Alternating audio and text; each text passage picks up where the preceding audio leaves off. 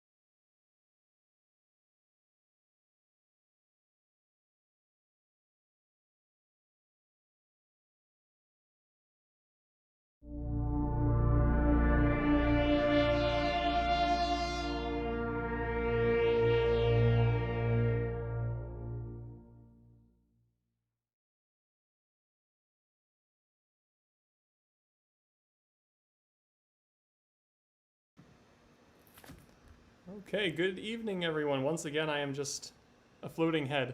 Uh, but we were just observing the moon in our 6-inch refractor telescope. We may go back to that for a little bit. We will have to make a transition at some point over to the 14-inch telescope in the other dome to start observing the comet. The comet is still visible to the naked eye. It's pretty dim though, so binoculars would be preferred. It is just below the Big Dipper, as it has been for a little bit, but it's moved more towards the tail side of the Dipper. So that's where you're going to want to start looking. Let's see if there's any questions that I missed. I mentioned that the 6-inch refractor is an f12 focal ratio, and it is, because it is a very long telescope, yes, Bill, it is a permanent fixture in the 6-inch dome here. So yeah, it is stationary. And it's a push to, yep. Not a go-to. All right, anything else I missed?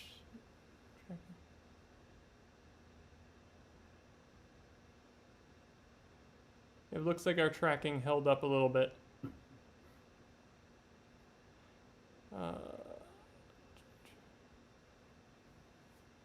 Okay, I think that yes, we're gonna switch over to the 14-inch for the Comet now. I'm going to just put it on standby because I will have to move the cameras over to the 14-inch scope. So just bear with us for a bit. I also saw a question about what that ticker was, the numbers up in the upper right corner when we were viewing through the camera. That is our subscription goal for tonight. We would like to hit the 500 subscriber count if we could. So if there's anyone new here, consider subscribing to Kopernik. We'll have more observing sessions like this throughout the year. Yeah, so consider supporting us that way. We also have our Streamlabs donation link in the video description if you would like to support us, and if you're positioned to do so, you can donate through that link to the observatory. Okay, so let me put this in standby. I'll be right with you in just a few minutes as we switch over to the Comet.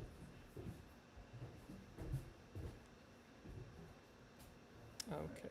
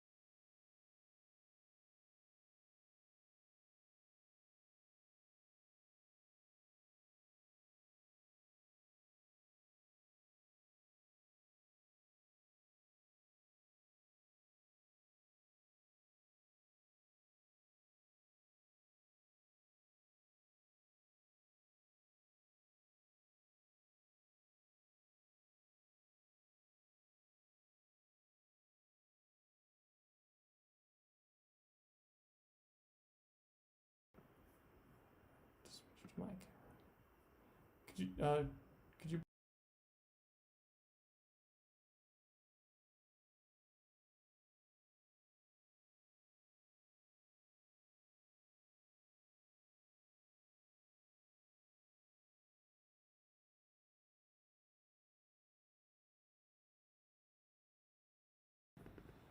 Okay, hello again, everyone. So we are in our 14-inch reflector now in the other dome. So we're still stationary on this one.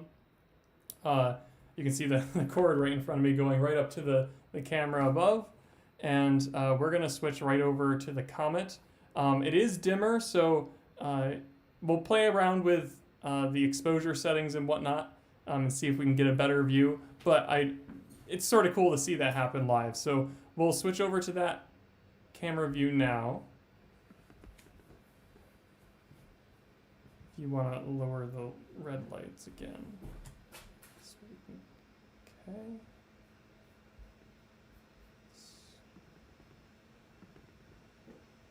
And we will adjust this view.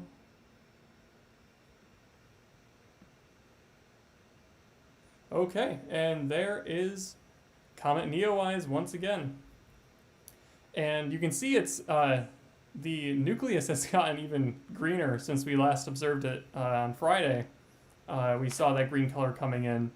Harder to see when we tried to observe it on Monday. But yeah, it's showing up pretty bright. You can just about see the tail. We'll take some longer exposures again and see if we can get that tail to show up a bit better. But I just got to do a couple more things with my computer in here, plug it in, make sure we don't lose the stream. But there is Comet NEOWISE. So I will be right back, everyone.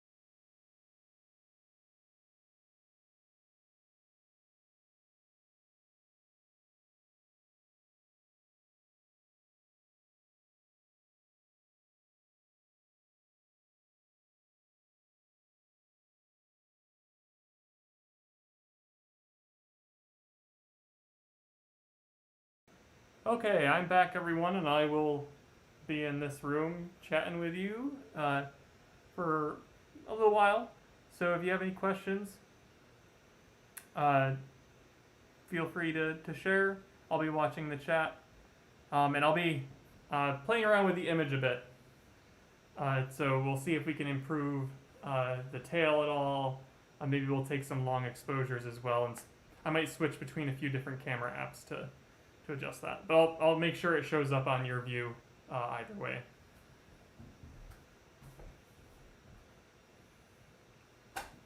Oh yeah, there goes that red glare. Yeah, that looks better. Clean it up a bit.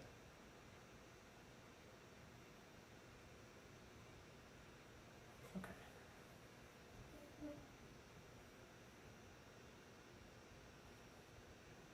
Other settings can I adjust here?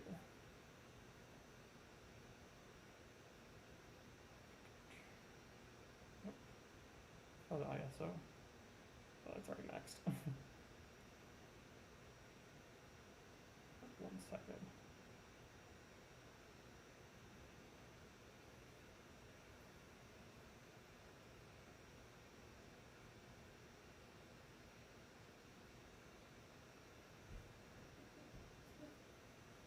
The nucleus is really green.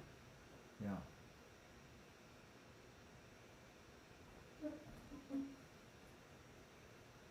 Taking a picture here. Show it down here. Where's it down there? Oh, this brightness up.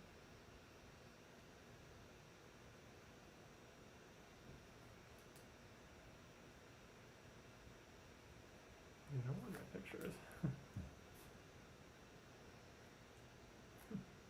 Usually it shows the other. Oh, there it Oh, that actually looks worse is. than Yeah. the live view. Let's go back. Interesting. We can bounce over to this camera. We can do a 30-second. Alright, so we're going to do a 30-second exposure. Stars look like points, so I think we're pretty safe.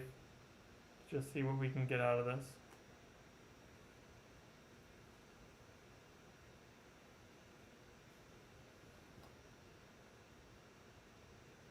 It's sort of neat to see the exposure. It get brighter and brighter. Yeah, yep.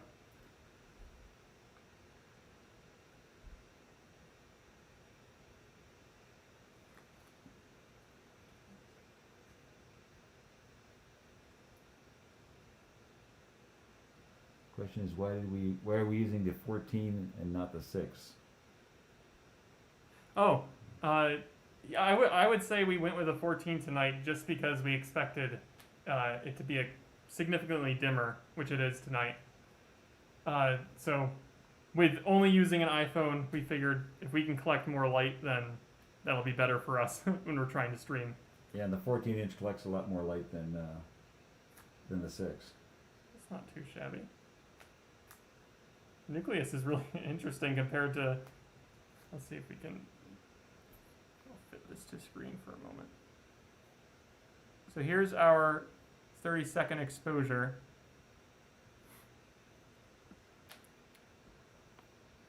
And you can see the nucleus nice and green. You can scroll down, and yeah, that tail it's big, but you can tell it's big and pretty widespread, but it's not as distinct as it was on Friday. At least from our streaming end here. If you took a picture of it, I'm sure that would be a little different. Because I think people are still grabbing some nice shots even of the ion tail. At least I saw last night that was the case. Now we might have, I'm going to go back to the live view.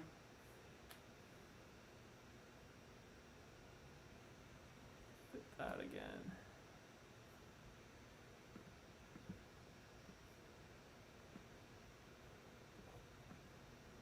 There we go. Switch over to that because that seems to give us a better look. Yeah. Ooh, what's it? Brakes on us.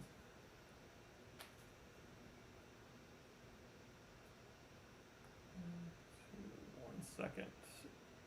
Shutter speed. There we go.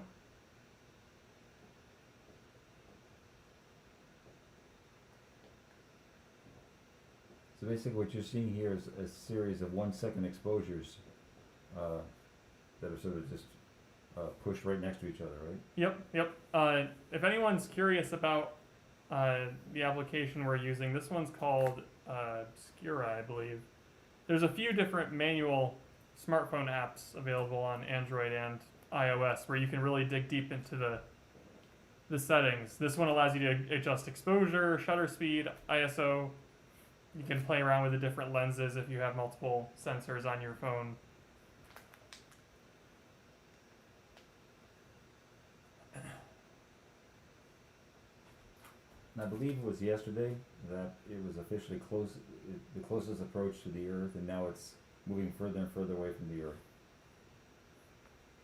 Oh yes, yeah, it was the 23rd, I think. Yep. We might even have a cloud right next to it, Yeah. but they don't look like terribly large clouds, so I think we're in the clear, at least for now. Yeah, I'm looking at it with binoculars, and right now it's sort of in the gap between a couple of clouds. That's pretty. Yeah, they look very wispy from what I'm seeing here. It doesn't look like there's a huge, massive cloud coming our way.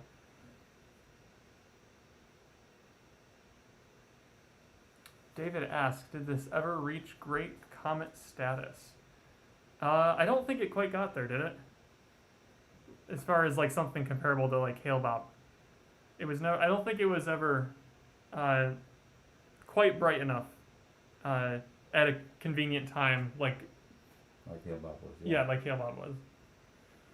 But it's definitely the best comet we've seen in probably 20 plus years, so I'll take it. Yeah, it's a great comet to me. It's my first comet.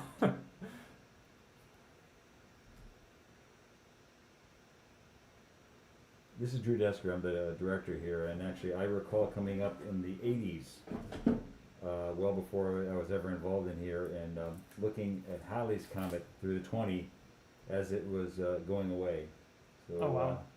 I did manage to catch Halley, and I definitely won't be catching it on its return.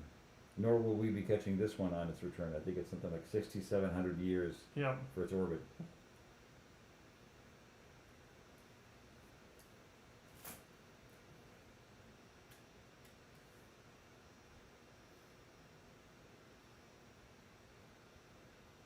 What's also been interesting is we've been getting numerous replies or comments on the videos from this from literally all over the world. People from Albania, Oslo, Norway,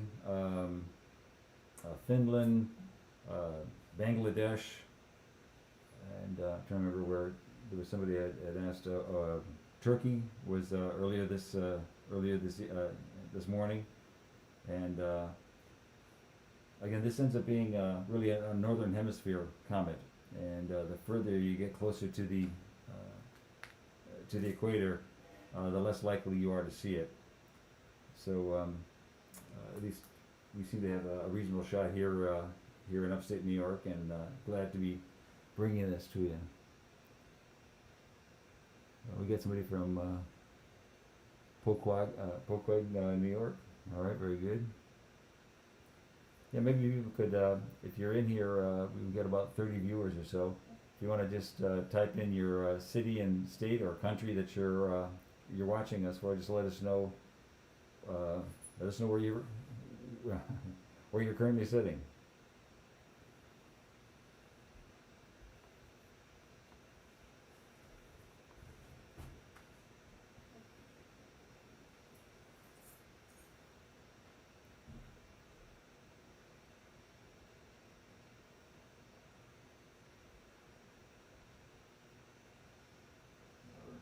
Fortunately, still between the clouds, so that's good.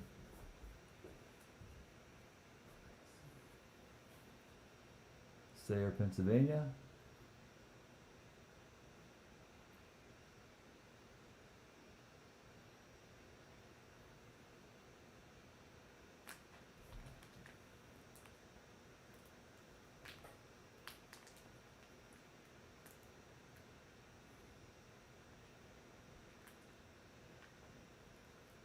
We're still at 481 subscribers, so if you haven't subscribed yet, please do.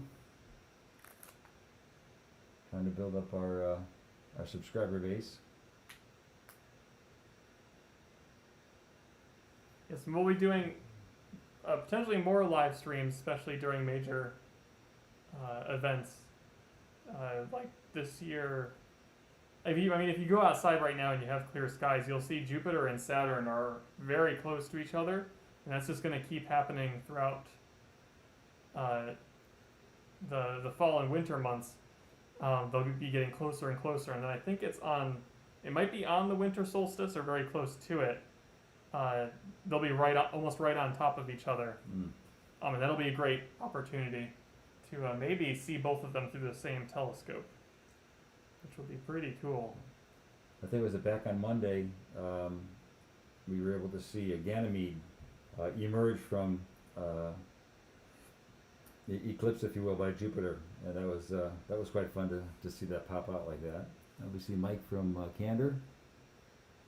We got Washington D.C.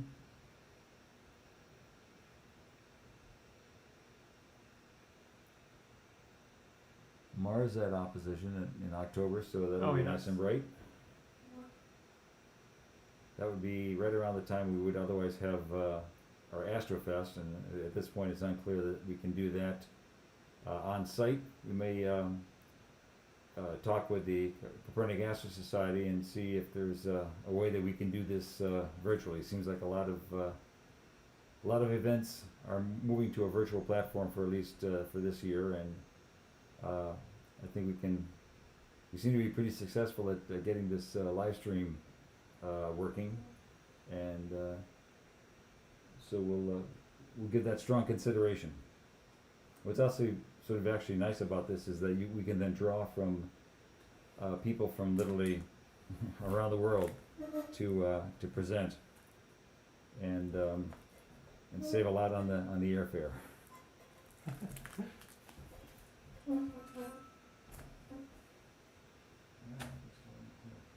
Is the moon still out? The moon is almost set behind part of the. It's still out, but it's not for long. Okay, gotcha. It's got a nice orange-ish glow now. That doesn't seem to be affecting the sky too much at this point. It is just a crescent tonight, so you probably. Let's see.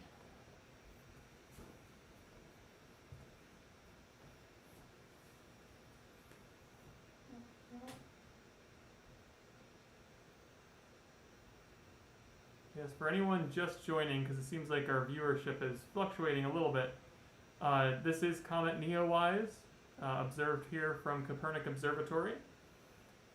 You can see its nice bright green nucleus. That color has been standing out more and more as the days have gone on and as people have observed it. We're also seeing a good portion of its tail, but I would say the magnification we're at, we're maybe missing a quarter to a half of it. This comet's best viewed through binoculars. Yeah, the tail is estimated at over 2 million miles long. Oh wow! And the comet itself, the nucleus itself, is only, I think, something in the area of 6 miles across. That's something like 10 kilometers. Wow.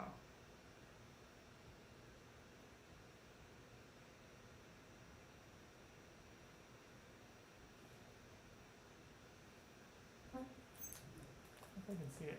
Yeah, it's still mostly I can only see the nucleus, naked eye. Yeah.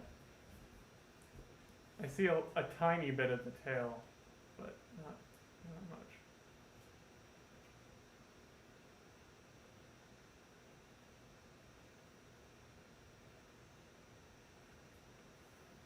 At this point, I would probably say it's an object you need to know right where to look to have a good chance of spotting it naked eye.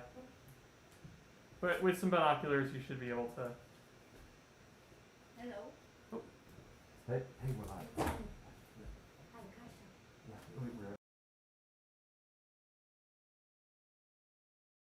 Kasha. If you're inclined to go outside and try to take a look, if you look in the ladle of the Big Dipper, the two stars that are closest to the handle, if you will, if you create a line and start moving straight down, in that vector, about let's say halfway between the bottom star and the at the horizon, that's about where you're going to find it. So yeah, again, a set of binoculars will certainly help pick that up for you. So if you want to pop out and see if you can see it yourself, that would be a pretty easy set of stars to help you guide you to find it. Again, if you get a chance, tell us where you're watching from in the chat box.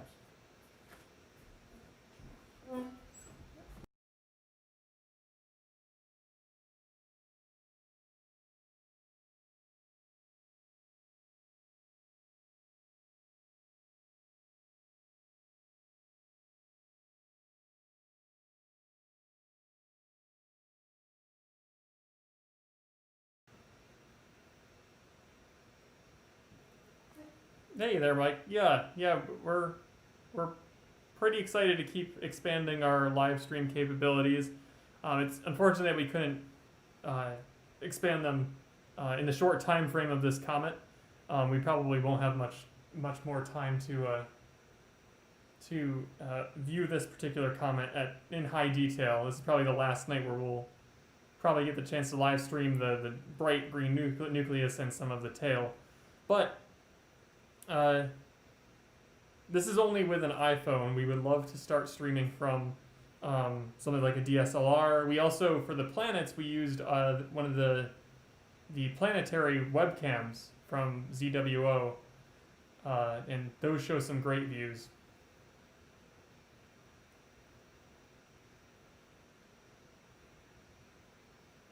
So we hope to keep expanding this and seeing how far we can go and stream some good views. Hopefully we'll be able to even get some good streaming from the 20-inch and actually show you some image processing. Because again, right now we're only using the view from just an iPhone, which, I mean, smartphones have come a long way, but... So, yeah, Melissa, I did look this up some capacity about the green color coming from the comet. So it is actually part of the coma.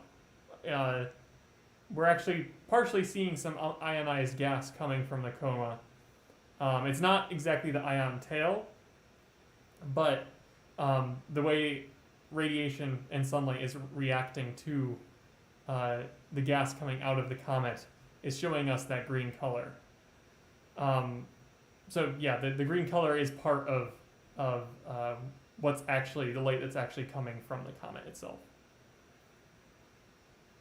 And one way we can tell that, even if we just focus on what we've observed during our live streams, we saw this in the 6-inch refractor, and we saw this now in the 14-inch, this green color coming off of it. So we can definitely rule out optics because we're using a mirror for this telescope, and the other one was using lenses. So it's not an optical effect. It's definitely the chemical, like you said, the chemical makeup of the gases in the comet.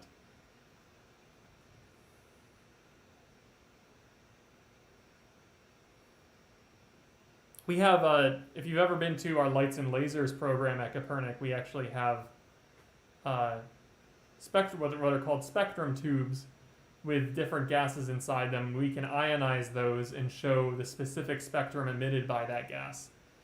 So it's a similar idea here. The gas that's in that comet is giving off a greenish color.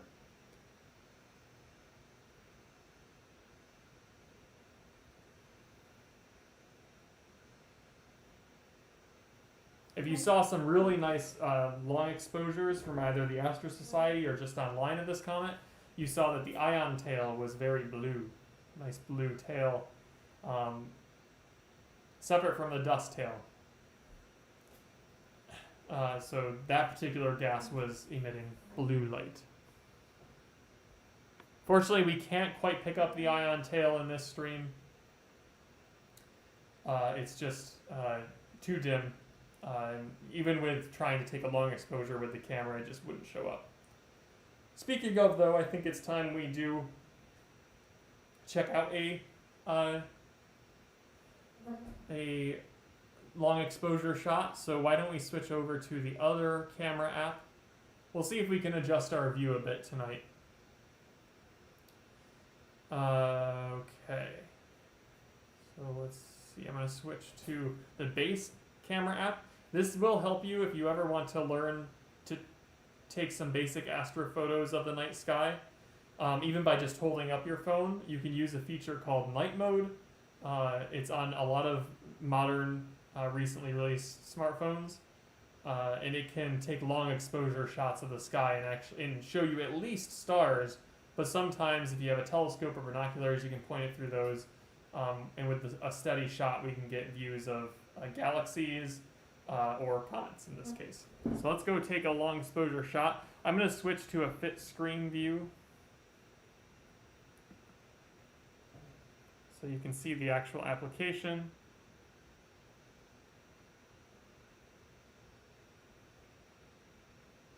It's sort of interesting when you switch between different camera apps. Yeah, we might have seen I think I know what you're talking about, Christy. Maybe there might have been a meteor in there, a very brief blip. This view could show us more live updates like that, but because the other one was on a 1 second exposure and it was updating the image every second. This one's a little bit more of a live view, where it's updated every maybe half a second or a quarter of a second. But let's take a long exposure here. Do a 30-second exposure. I think those stars look pretty well focused, so we'll do 30 seconds. Again, this feature is called night mode. This particular one is on iPhone on the base camera app, but there are a variety of ones out there.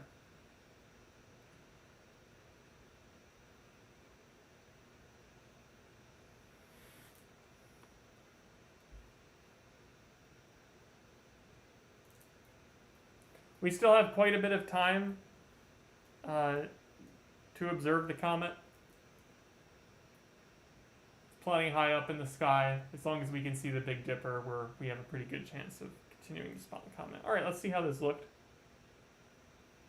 Not bad. Again, it's not as good as it was on Friday night. But you can see the coma there and the nucleus. We come down, you can see the tail. But you can tell the tail is far less detailed. It's more dissipated now. All right. Let's again switch to, why don't we try another camera application?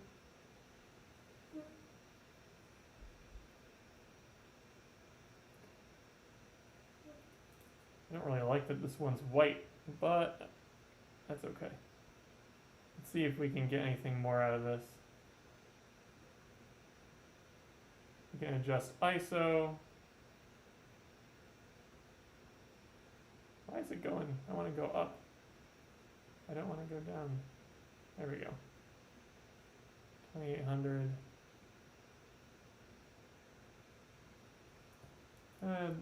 This one I don't know if I like as much. Yeah. Any more I have? Spectre halide? Halide might be a good one. Actually, halide usually is my go-to as long as it works right.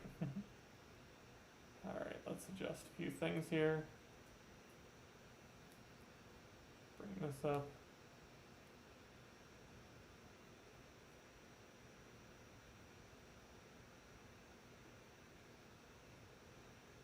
Got some point stars in there. I just need to find. Don't want autofocus. Need to find. I always forget how to access the exposure on here. I don't know why.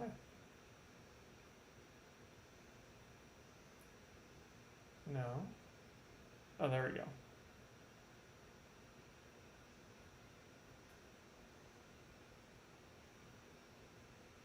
Well, it's not looking bad.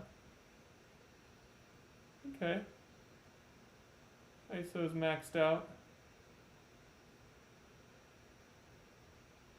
Oh. We lost it. What happened?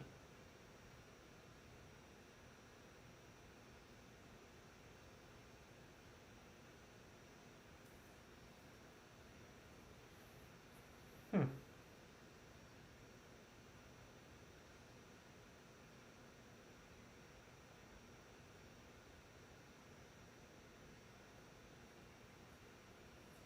Yeah, not too shabby. We'll try this one for a bit.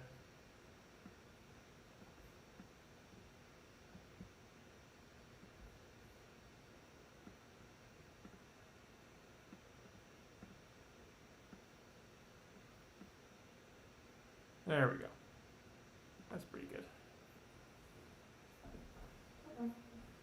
Alright, let me take a look at the chat here.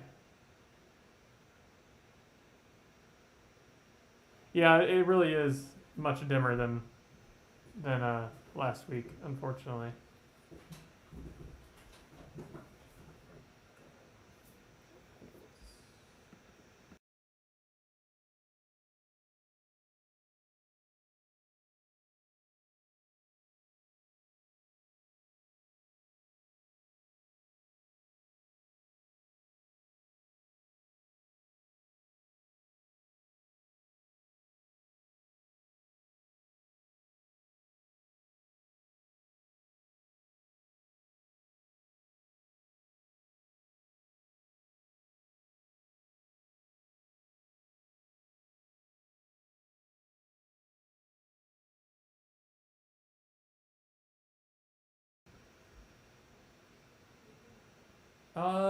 Yeah, someone's asking, is the comet visible from Illinois? Yeah, it should still be visible from there. Again, it's here in New York. It's still pretty dim. We do have pretty poor transparency here tonight, though, meaning the atmosphere just isn't very clear. There's a lot of water particles in it and whatnot. So yeah, it's not ideal, but maybe your weather conditions are a little better and it'll show up a bit nicer.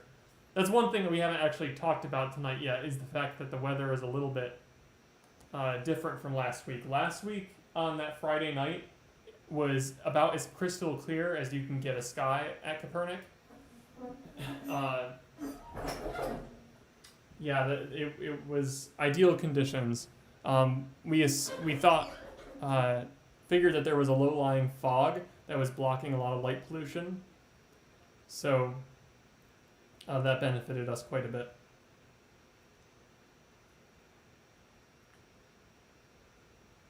Is this someone new in the chat here? Looks like it's Maddie. Hello, welcome.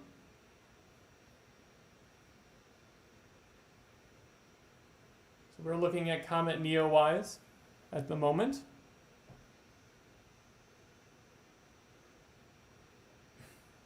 This is probably Kopernik's last opportunity to get a good, decent live stream of NEOWISE. I just don't think it's gonna improve from here on out. At this point, it's moving away from us. So telescopes will certainly still be able to pick it up, but my suspicion is each night it's just gonna get worse from here on out.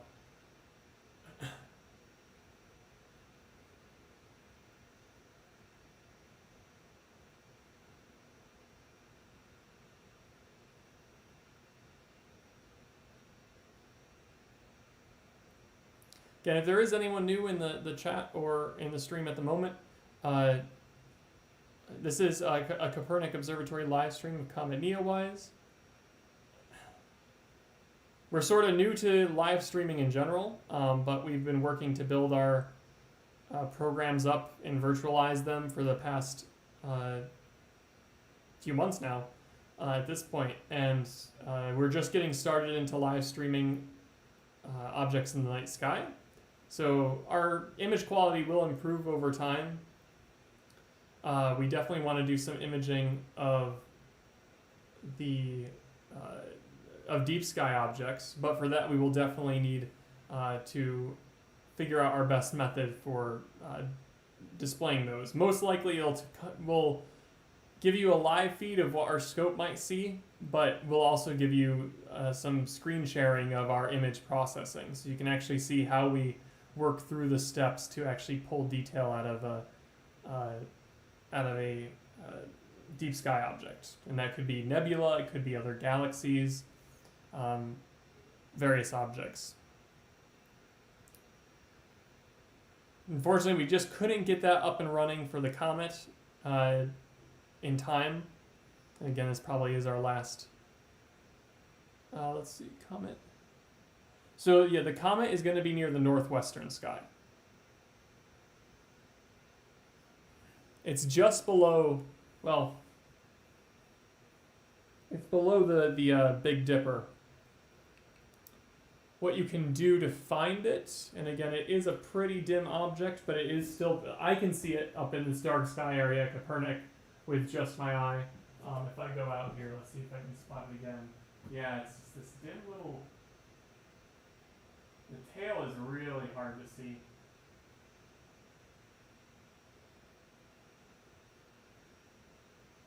Maybe what I can do, I will leave this running here for you all.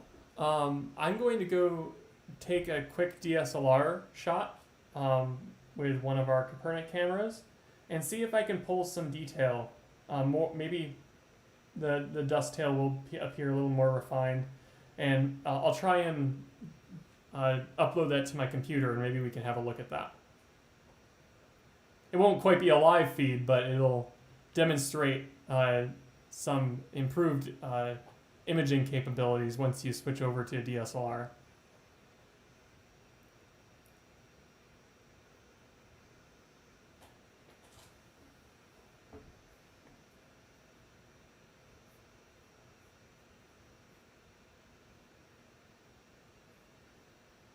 It'll probably take me about 10 minutes to get a good image, and then maybe 10 more minutes just to upload it to my computer so we can view it live, or not view it live, but view the image I was able to take. I'll take a few different exposures, see if we can get some different details out of it.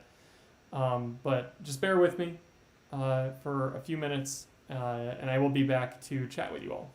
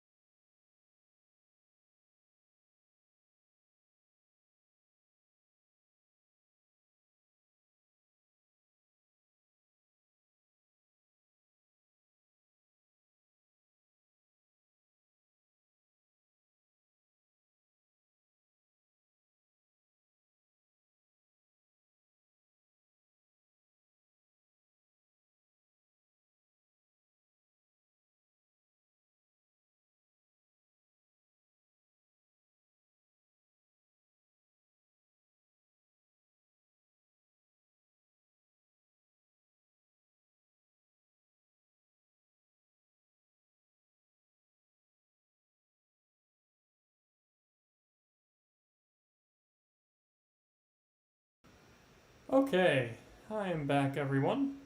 So I did get a few quick shots of the comet with the DSLR.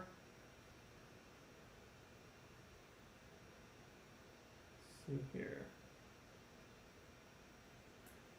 So I just gotta see if I can show you a few views of it.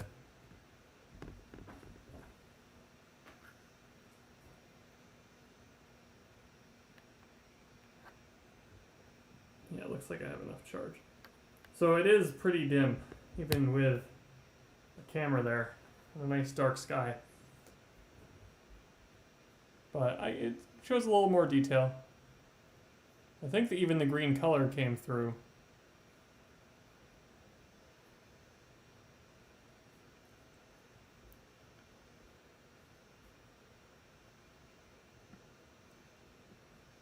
Let's see. Go access my flash drive. Oh, not flash drive. Yeah, there it is, the camera. SD card. See what I got tonight.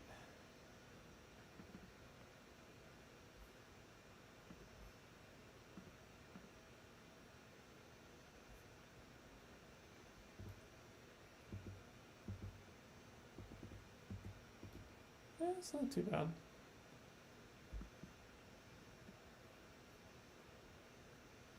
All right, let's bring that up.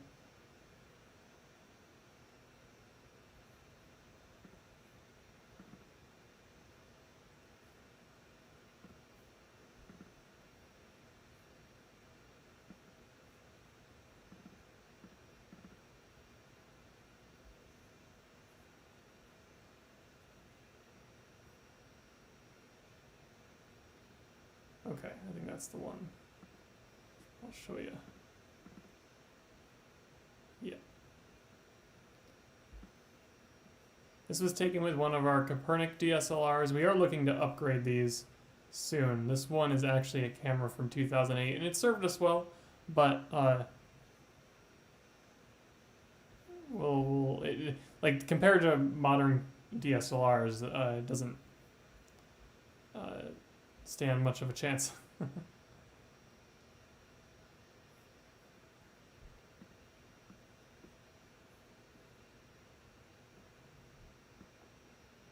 But it'll allow me to demonstrate for you what it looks like in the sky.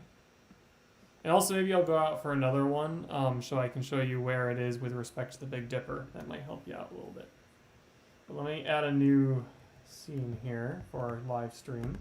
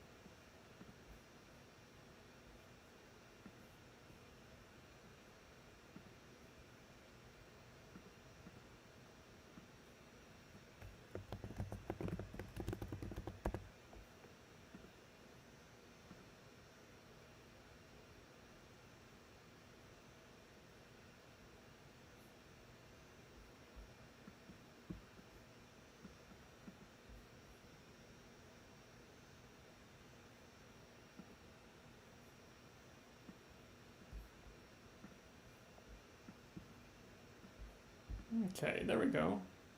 I'll fit this to the screen. So that's the picture I just took outside.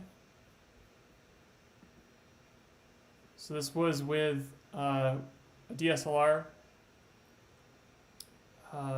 It was a 30-second exposure, so you can actually see some star trailing.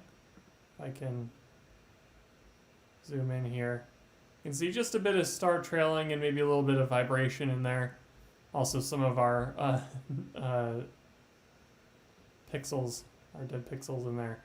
But it's sort of a neat picture. Get our Kopernik flagpoles and our tree line.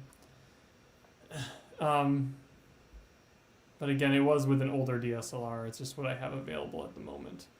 But you can see the green. like we're seeing in the live view, and you can see the tail actually, yeah, it still stretches on for quite a bit. It's just really diffuse and dim at this point, so it's hard to see much detail in our live stream at least. Because this was after 30 seconds of collecting a bunch of light. If we bump back over to the live view, switch back over to that here. You can still see the tail, but it's very diffuse. The nucleus is the best detail that we can spot in our live stream.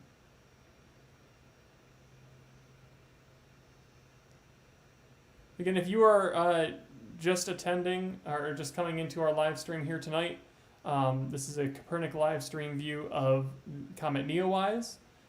You can see its nice bright green nucleus. And part of its tail, which is becoming more diffuse over time. More diffuse and much dimmer, so we can't really see much there, but pretty decent view given the conditions of our sky here at Kopernik. It's not very transparent. Friday night when we did this during our stream, which is still available if anyone wants to go check that one out. We did quite a few observations that night, but the tail was a little clearer, and the nucleus was about the same, very similar green color, although I would say it's greener this time around. We're seeing a lot more green from this guy.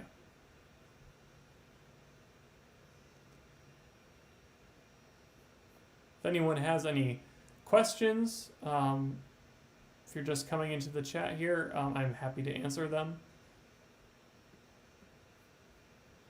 I may, again, as I mentioned, I might jump out for a bit, for a few minutes, to take a better perspective. Should have done that while I was out there, but that way you can see where the comet is with respect to the Big Dipper.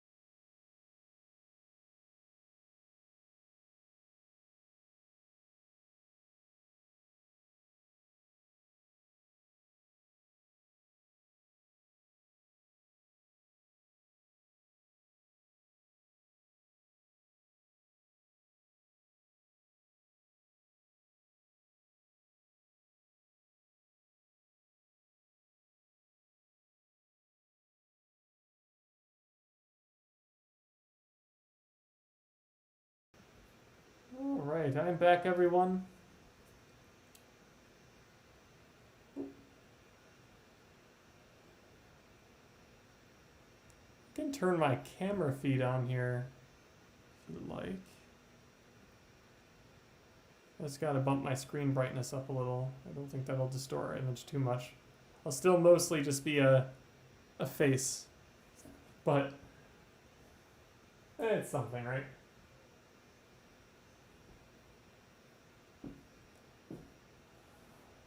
But I don't want to get in the way of the comment here, so maybe I'll move myself up to the top. There we go. It's a little better.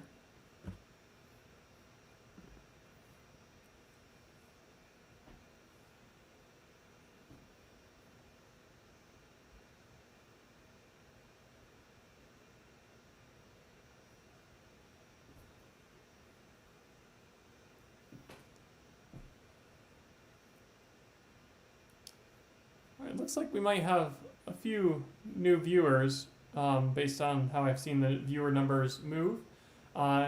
So we are here at Kopernik Observatory observing Comet NEOWISE.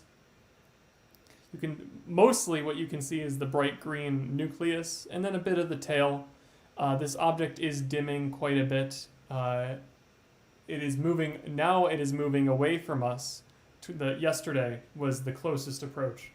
But at this point, it's moving away from us, and it's also moving away from the sun. So it's all downhill at this point. We're not going to be seeing it brighten up at all anymore. It's on its 3,000-year journey to the outer solar system, and then it'll take another 3,000 plus years to swing back. And whoever is around at that point will have another chance to observe it. Maybe it'll be another good show. Maybe it'll be a dud. Who knows? That's impossible to predict. But it was a good show for us on this swing around the sun. If you go to our video, let's see, we did it on Monday, I believe. I was able to show the orbit of NEOWISE through a program called Space Engine. So if you want to check that out, that was the video that was streamed on Monday. We have a few different videos about NEOWISE that show you where to find it. It might not be super accurate at this point, but the best tool to use in the sky, the best constellation, is to look for the Big Dipper and look below the cup. And you'll start to see it. It is still visible to the naked eye in a dark sky area, but if you have any sort of light pollution, the chances aren't great.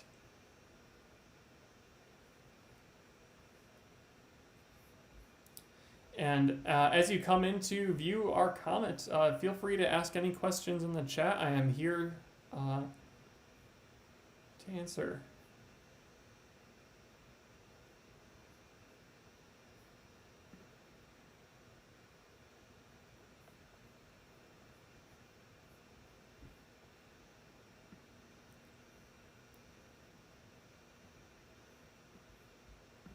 Our subscription goal tonight is to hit 500 subscribers. According to our gauge here, it looks like we're at 482. So if anyone's interested in seeing live streams in the future of different celestial objects like planets, we have a couple of big events, celestial events happening. We hope to stream the Perseid meteor shower, see if we can spot any bright meteors on our live feed. We're going to definitely observe Mars as we make our close approach to the planet. And also in December, we will definitely have a live stream for this conjunction of Jupiter and Saturn, when they'll be right on top of each other. And we'll see them potentially definitely at the same time through binoculars, but also through maybe a telescope with a wide field on it.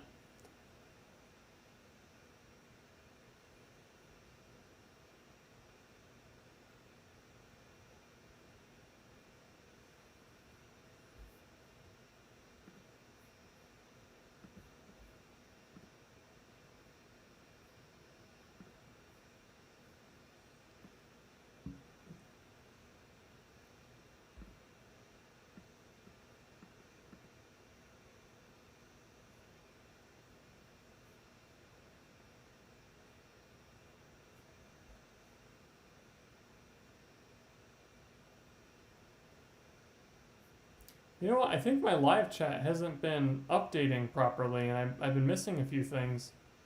So let me go back in case I missed anything that we haven't answered for you yet. Apologize about that. I'm looking through the main live stream now. Maybe I can refresh the chat and it'll come through again. Ah, there it is. Yeah, I don't know why it did that. Usually it updates live.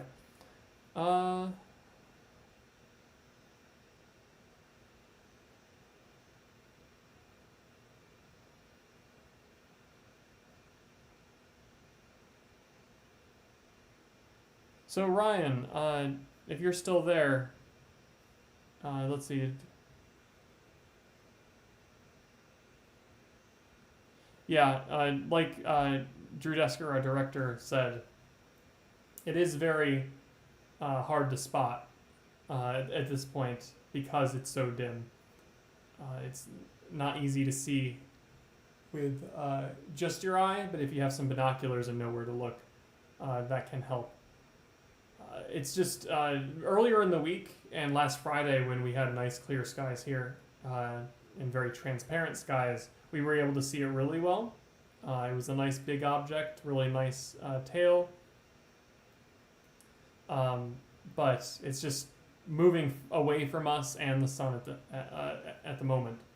And actually, for the next 3,000 years, it'll be moving away from the sun. So this is probably one of the last nights where we can get some good, decent naked eye views, but even then, it's still pretty dim.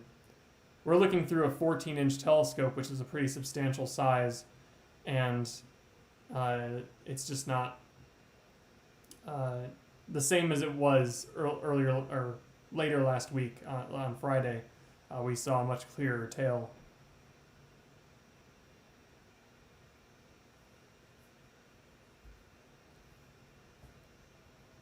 Anything else I missed?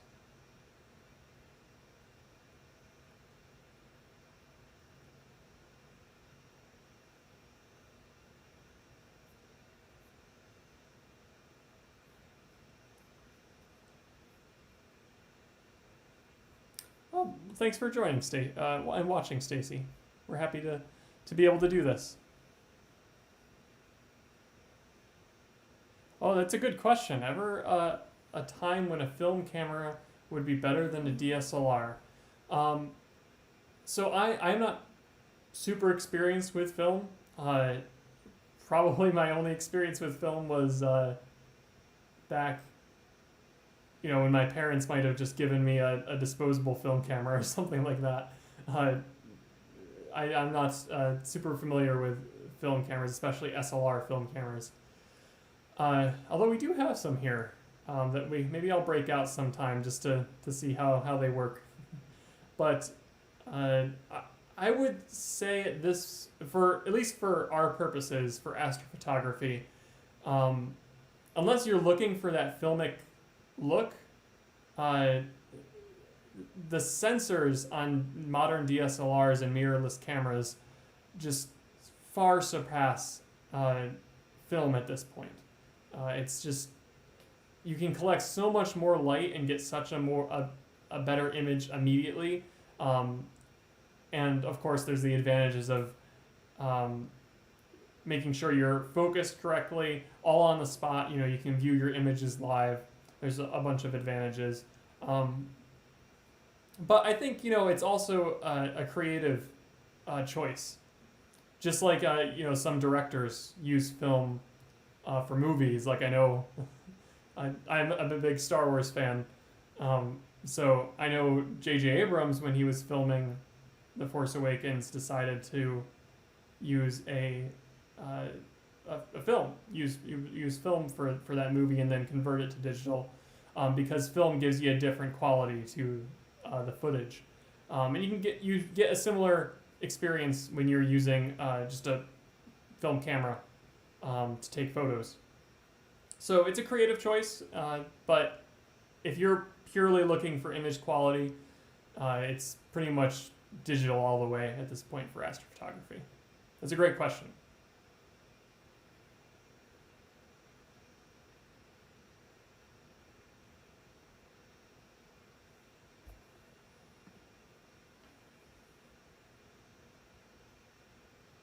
We do still have a fully functional darkroom at Kopernik. I say fully functional. We haven't used it in a while, but we do have all the chemicals, I think, to run it still, and we have the equipment to do so as well. It's in our old physics lab that we use as a classroom, but the darkroom's in there. Most of the time it's used for storage, but we do have where was I going with my train of thought? We do have the capacity to develop using film.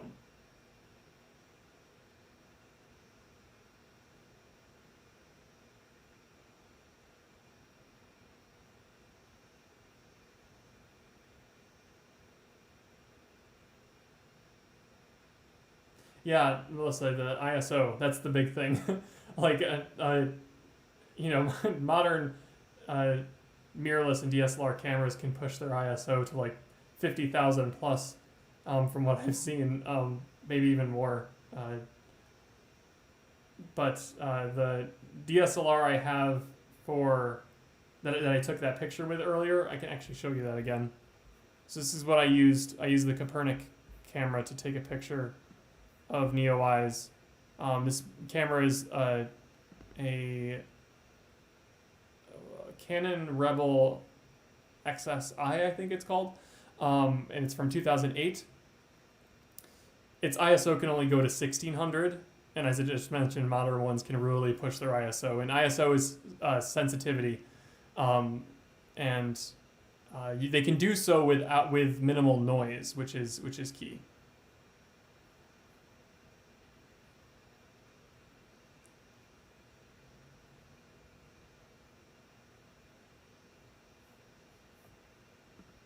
That's a good point,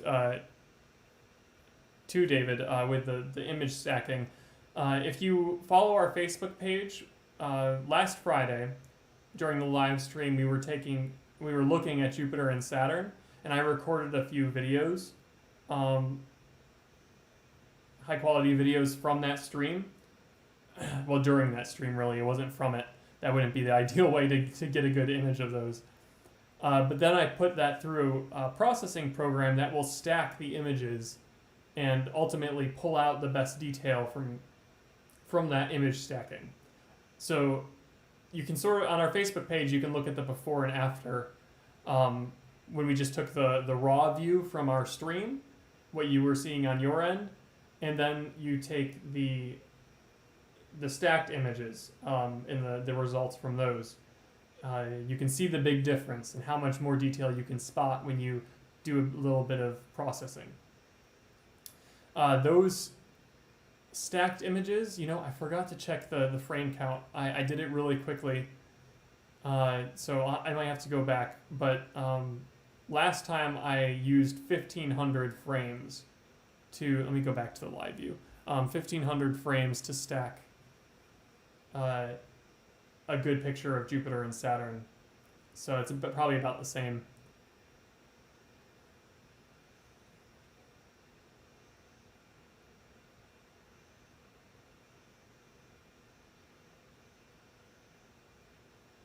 Yeah, I think the megapixel count on that camera is pretty low compared to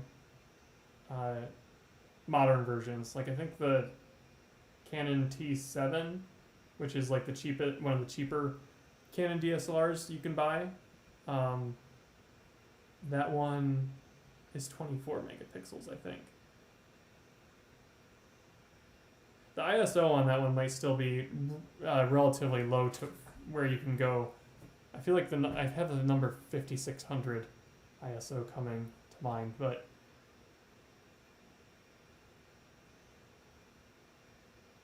yeah, Stacy, if you have a Canon DSLR, it's totally worth giving some astrophotography a try, and playing with those manual settings, because just by quick 15-second to 30-second exposure, making sure you bump your ISO up and your aperture is open pretty wide, then you can get some decent shots. And again, this is an older one. image I showed you before, that's an older view rather an older camera that's showing us NEOWISE decently well. You know, you're seeing that green nucleus, but modern cameras would be able to do a lot more.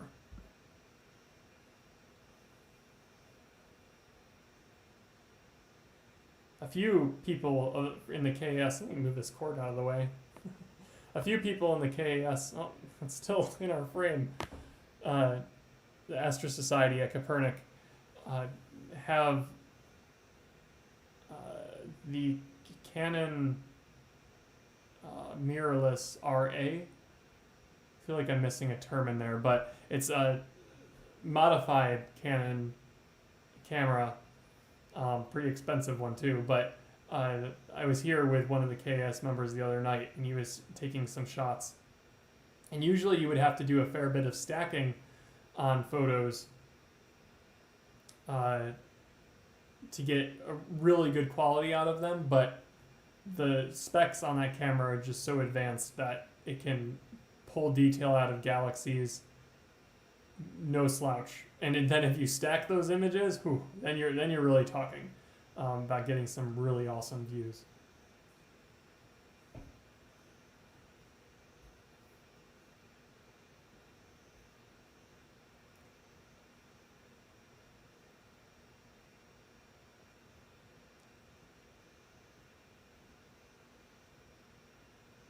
Yeah, it it is a rabbit hole, and for the longest time I've been doing cell phone astrophotography, and that's also continuing to improve. In fact, I would say this last pass of smartphones have really started to advance, and I hope they keep doing that.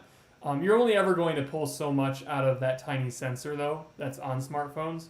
So I've since started dabbling in other areas right now, just using the Kopernik DSLR. But I know I will descend into that rabbit hole more and more as time goes on, because it is a fair bit of fun, and it's fascinating. The things that we can't see that are out there, just that look like dim little fuzzy objects to our eye. There's so much more, and when you get to do that yourself, it's of course amazing to look at pictures from the Hubble Space Telescope or something like that. But when you get to take that image yourself, process it yourself, and you sort of get some creative freedom too, to show off different details. It's a really fascinating hobby.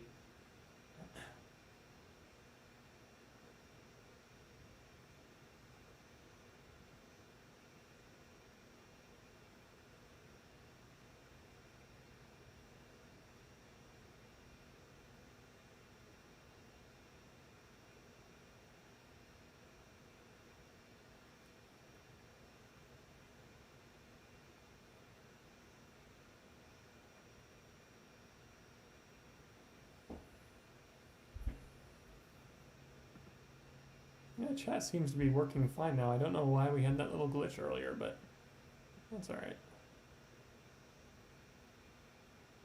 This telescope is... I was worried about the 14-inch having some tracking issues because we had trouble finding the comet at first. Well, really, we had trouble finding Jupiter. I didn't want to move to it. But then we put the right coordinates in for the comet. No problem at all, and it's since been roughly in the same spot. I say that, but I kind of want to adjust that view a bit. Where'd the panel go? If anyone's curious, this is how I control the telescope with this. This is a Celestron 14-inch. The tube is an Edge. I think it's an Edge HD, they call it. So it's a 14-inch diameter reflector. And I can use the dial pad here to adjust the view of the comet. So I might do that.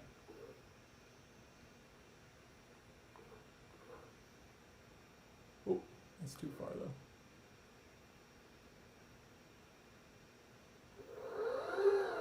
Oh, why did it do that? Oh no, hang on. The button got stuck and then it just started slewing like crazy. Give me 1 second to get it back into the field of view. Shouldn't have messed around with it. It was tracking fine.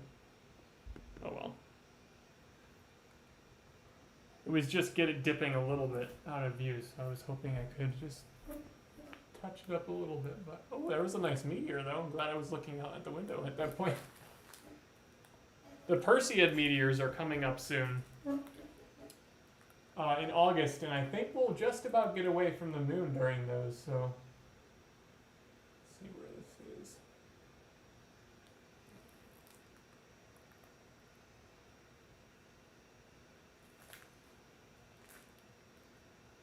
Low.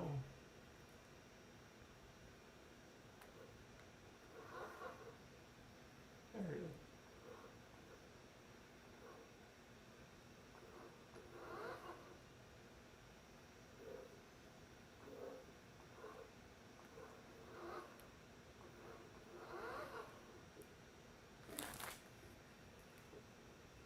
We have a cloud passing in front of it.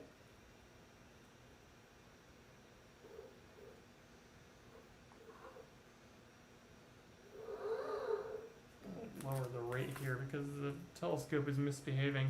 Give me just 1 moment.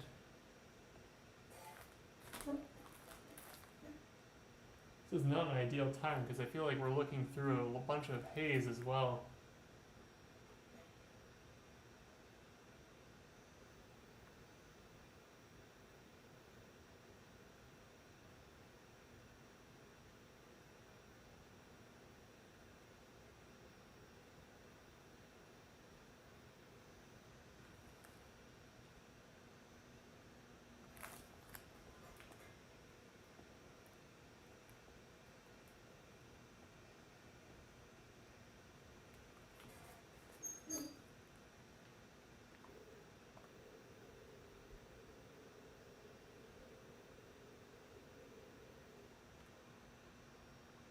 There it is.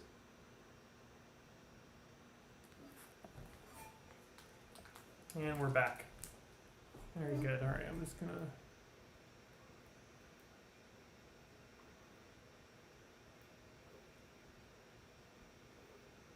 bring it a little more centered here. Okay, we're back. Put this pedal back here.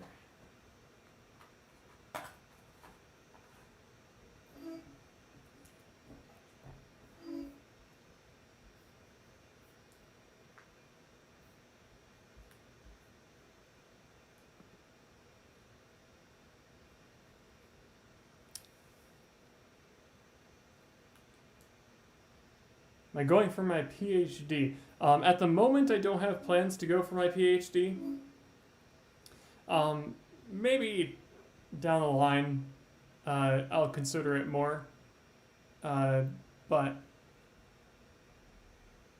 right now, I'm just going for my master's degree. I'm going to adjust the dome a bit here.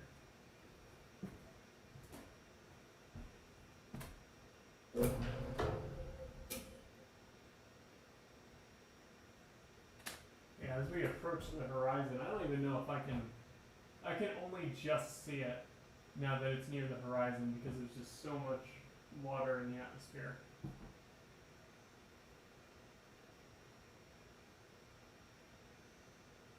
The star that it was next to is much, much dimmer. That's another way I can tell. It's still visible to the eye, but not amazing. Oh yeah, sorry. My master's degree is in sustainable energy. Mostly solar. That's my primary focus, but a little bit of wind energy as well.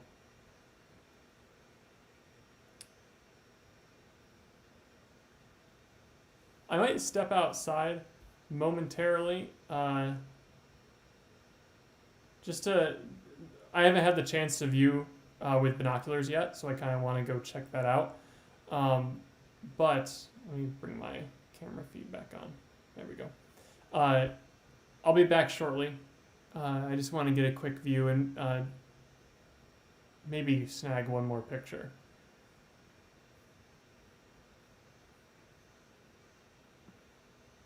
should plug my computer in though because it is running out.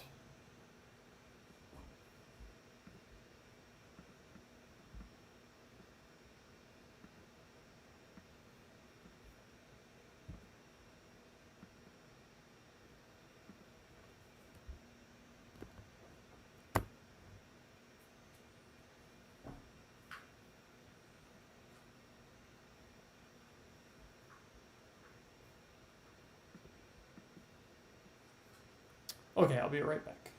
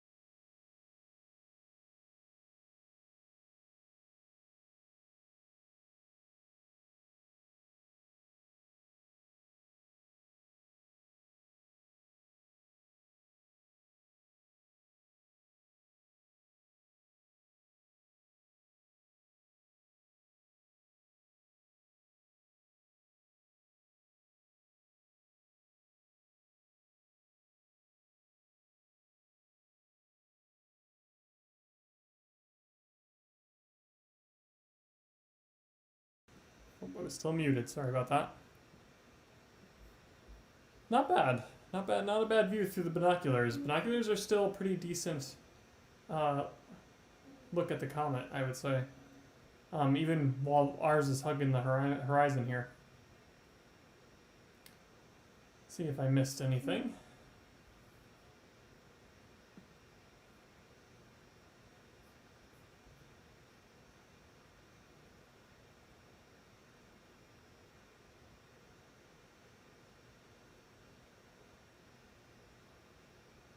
Oh, good comments on. Oh, I'm sorry, I missed Melissa checking out. If you're still there, Melissa, great to have you again. Thanks for joining us.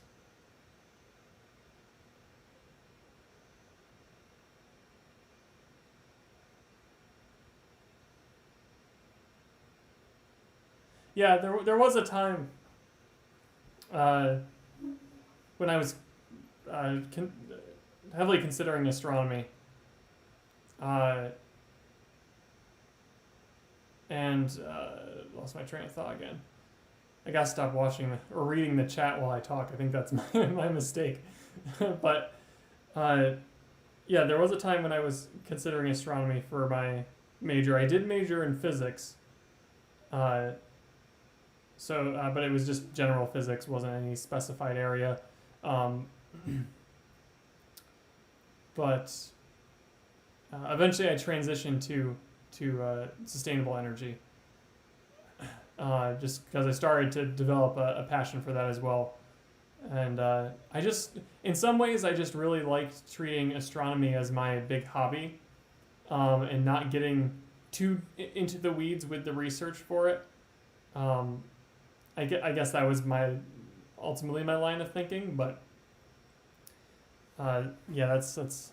But I still liked sort of research and the physics side of things, of course. So, of course, yeah, like you were saying, that is a big problem to solve, climate change in general, and I would love to be a small part of that, trying to find a solution with fellow scientists.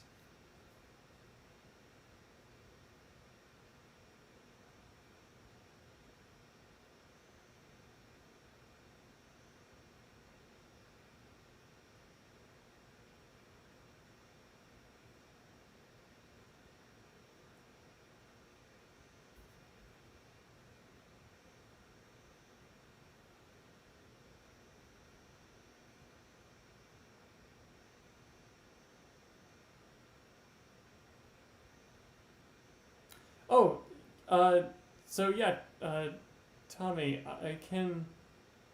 How do I want to do this?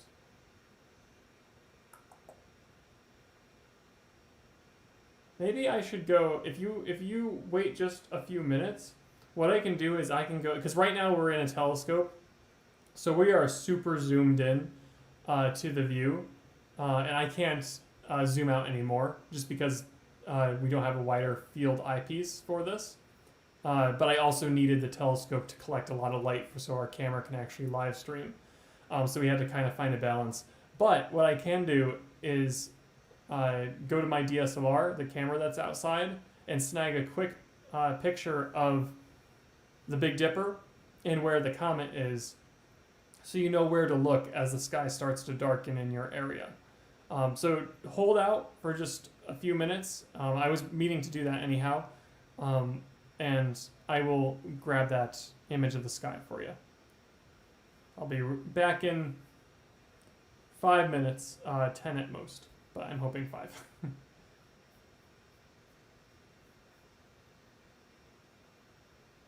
All right, be right back.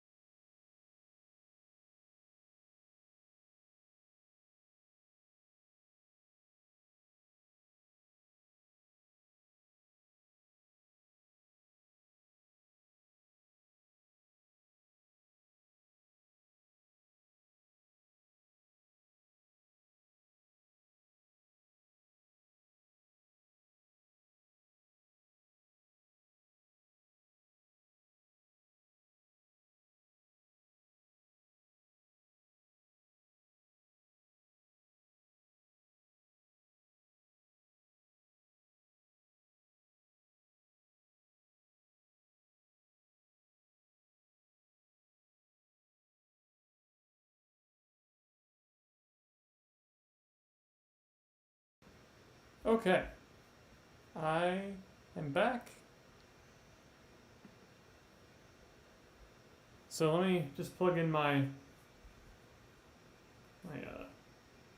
SD card here. It's interesting doing this kind of stuff in the dark. But I have just enough light to maneuver around.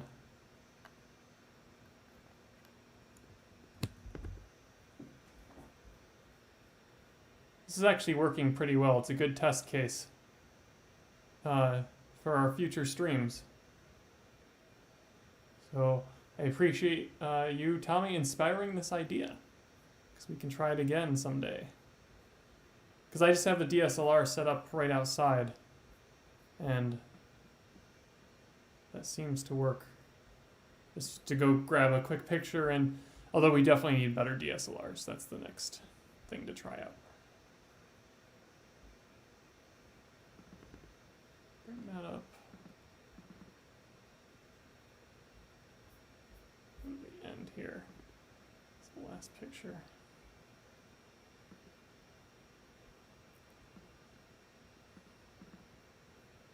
Yeah, that's a pretty good one.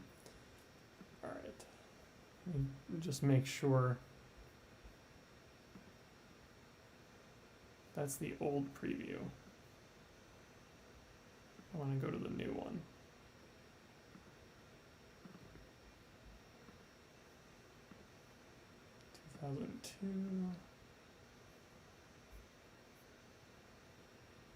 Sarah.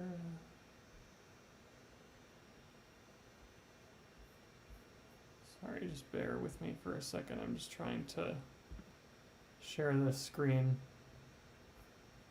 It's not a trivial matter. This is going to be a black screen for a second. Give me one moment.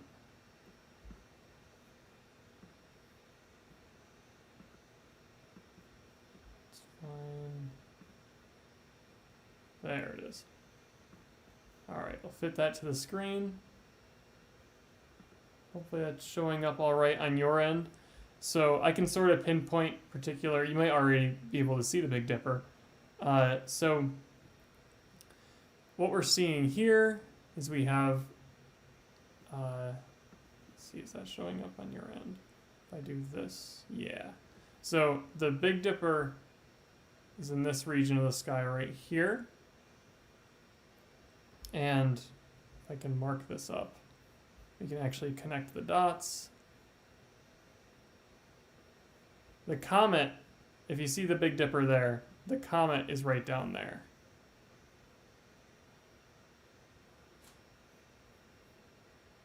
Does that help you enough? I can maybe draw, just to see what I can do here. That's black line, we don't want black. I would prefer a white. Nice contrast.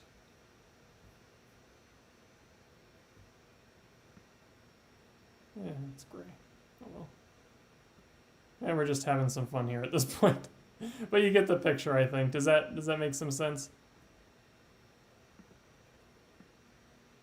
Got the Dipper. Whoa, okay.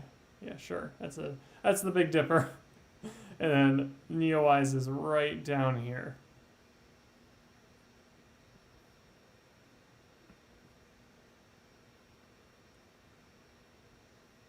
Yes, exactly. Yep, the two stars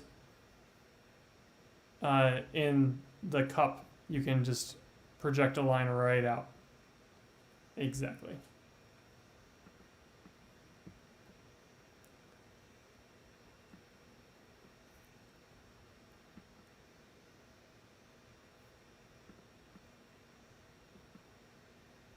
All right.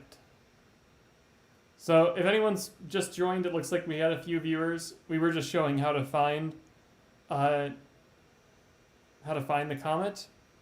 I'm going to go back to our live stream now, but if you use the back two stars, the left two, at least in its current position in the sky, the left two stars in the cup, you can draw a line right down to the comet. And right now you can see it's pretty close to the horizon on our end, but depending on where you are, and how much tree line you have, that might not be the case.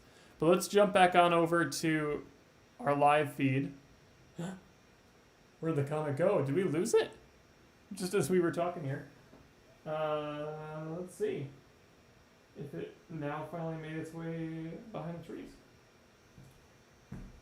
It's also possible we have clouds coming in. One of the two. And it was the second one. It was the clouds. Oh no. Well, so we lost the comet. We have clouds, and they're they look like they're just gonna hang out in the northwestern sky where the comet is.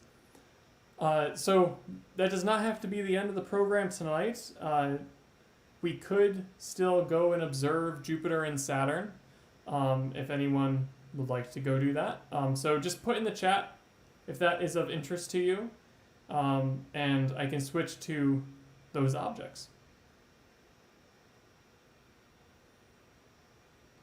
I think I'll do that in the 6-inch refractor telescope, though, rather than the 14-inch. So I'll just have to bop on over to the other dome. Oh, or do you want to try? Well, we could try it. I mean, honestly, it would work fine.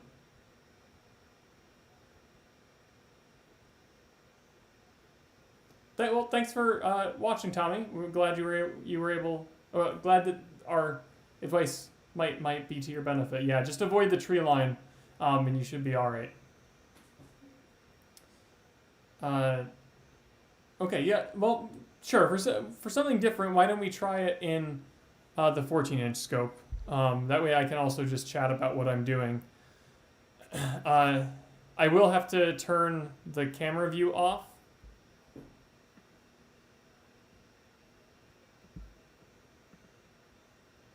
So let me unplug this because I am running low on battery and I gotta plug myself back in. And I only have so many ports on my machine for charging. Some of them. So one problem with at least modern day MacBooks is, while it's nice all the ports can charge, I also often fill all the ports with data devices.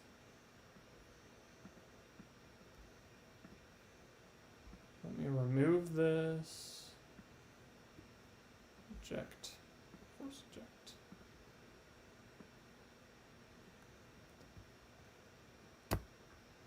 I mean, I'm kind of interested in seeing, because I haven't tried the 14 yet with the webcam. So I am kind of curious about the views in this one. So I'm going to give it a try. So those that are joining, we are, unfortunately, NEOWISE is behind clouds right now, and we will not be able to see it. The clouds will probably linger there by the time they clear. It'll be behind our tree line. So we are going to transition to the final viewing for tonight, which is Jupiter and Saturn. We're going to do that in our 14-inch reflector. And I just got to switch the cameras out. So bear with me for a moment. Oh, wait, it's coming back. This will give me time to prep the camera. So I'm just going to leave this in view. While we still have NEOWISE, the clouds are actually clearing out. So, awesome. All the better. I will go grab the other camera while we still have a good view of the comet. Right now I'm only seeing mostly the nucleus. I don't see much of the tail, but it's kind of there. Okay, cool. Well, let me go grab the other camera.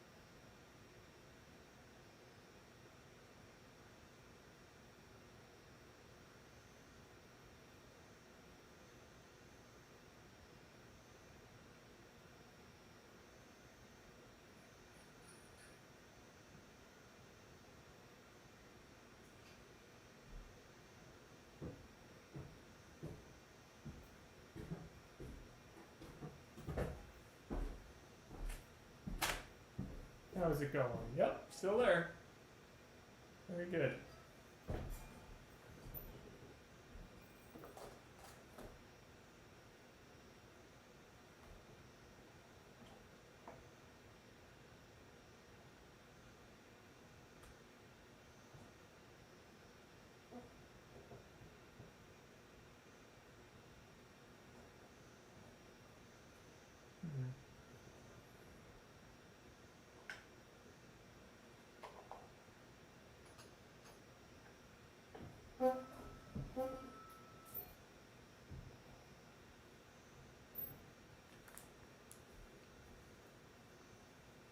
Those clouds weren't as large as I thought they were. They're just wispy clouds moving across. They looked much thicker when I was looking at them more edge on near the horizon, but they're just wispy clouds. Well, most of the clouds have been that way tonight. They're short-lived.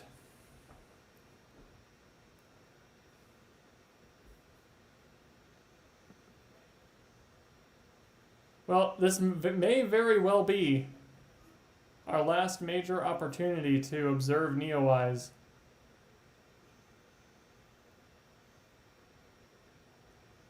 Or at least the last live stream will do for the Comet.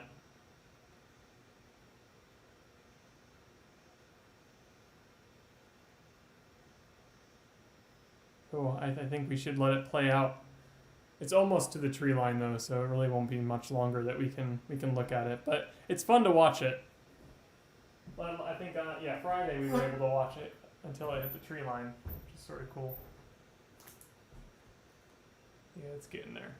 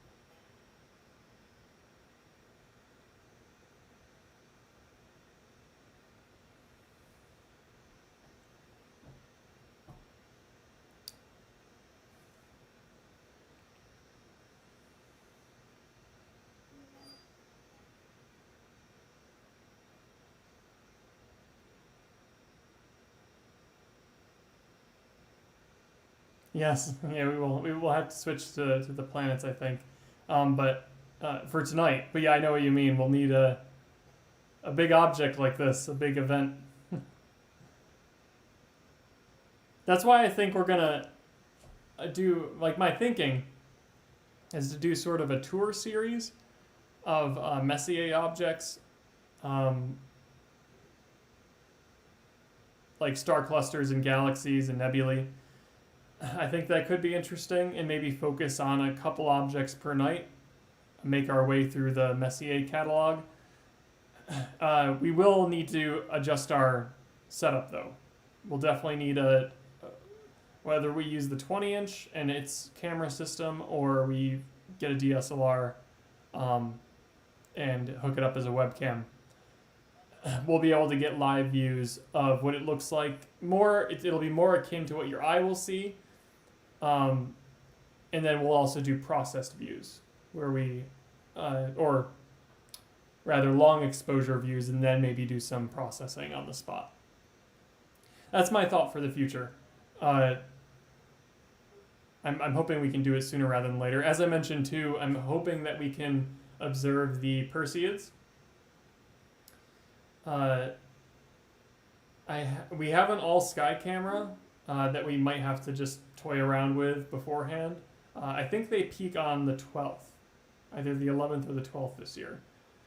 So we'll be able to hopefully stream a nice live view of the entire sky, or at least a significant portion of it. It'll probably only pick up the brighter, higher magnitude meteors, but we'll just have to see. I doubt it'll pick up the really dim, quick ones, but brighter ones for sure.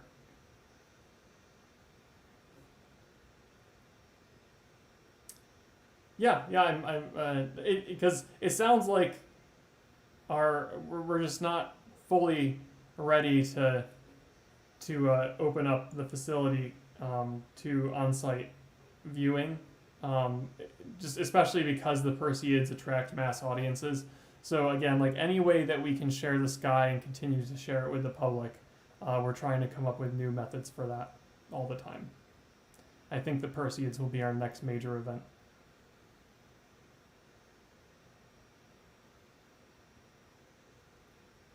But if the skies are clear, I'll probably still do streams anyways. We still have Jupiter and Saturn to observe always. The moon will be coming out. We might do some zoomed in views of craters on the moon. I would like to get a nice live stream of the Copernicus crater on the moon. So we'll just watch that and maybe slew around to a few other high profile areas on the moon.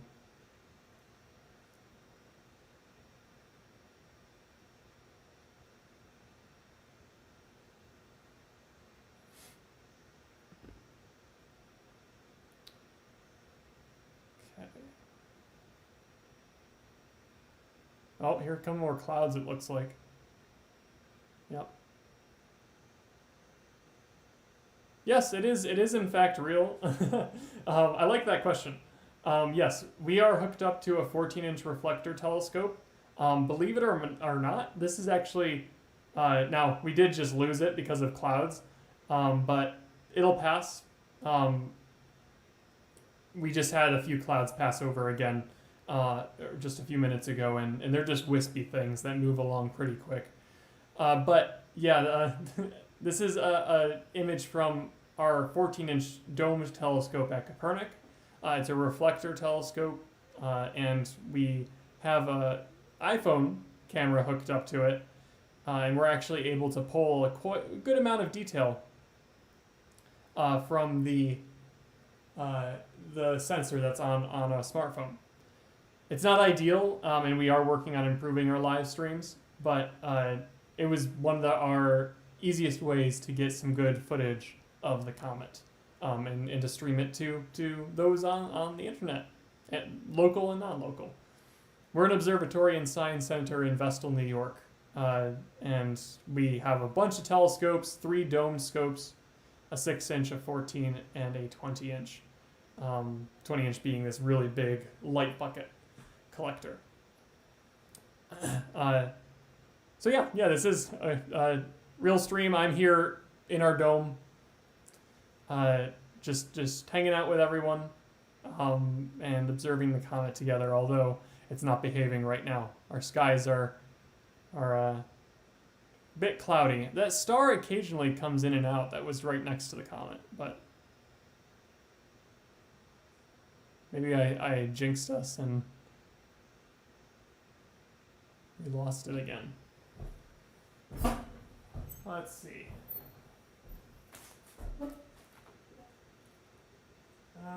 Yeah, I mean, I still think they're wispy clouds over there, but I don't know. They seem to be coming in more frequently. Big Dipper I can still see.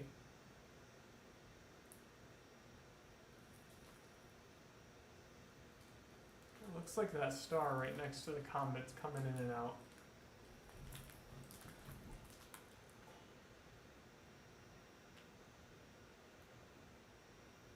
That's another good question. Is today the last day that we will be able to see it?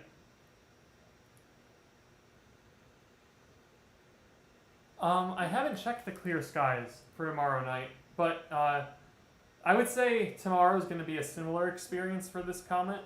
It may be a touch dimmer, but yesterday, the 23rd, was the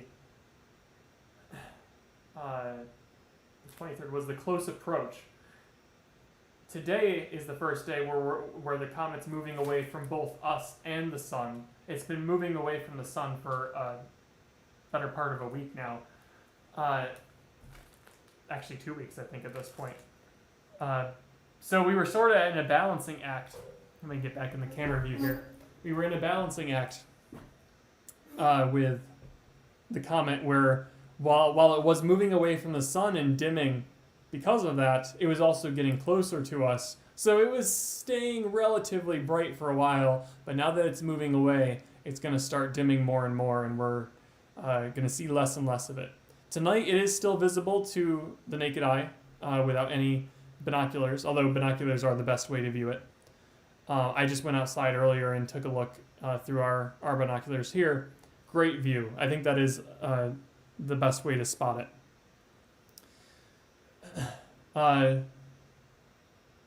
But yeah, I haven't checked. I can check right now to see if our conditions are going to be any better tomorrow night. I am curious about that.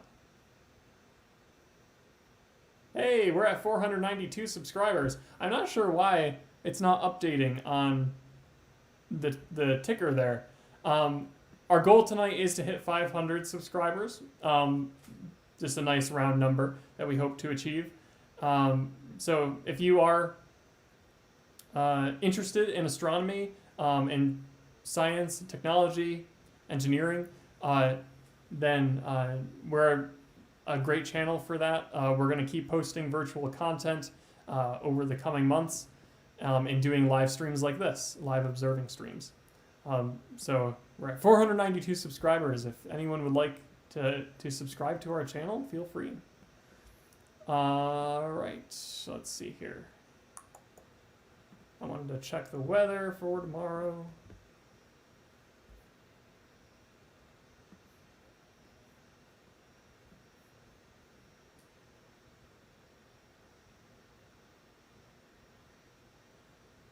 Yeah, I'm sorry, I never got to your previous comment, David. Yeah, I think I would like to continue streaming, or just Kopernik would like to continue streaming, regardless of in person or not.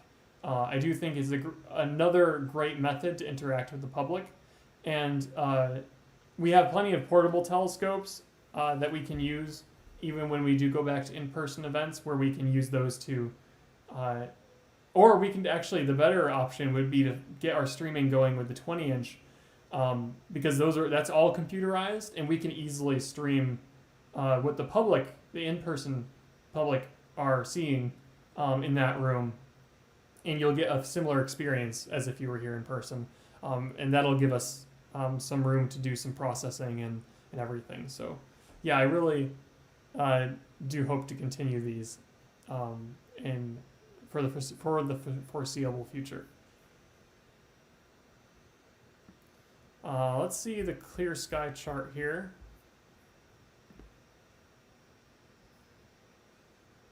Saturday's iffy. I don't know about, at least in this the southern tier New York area. One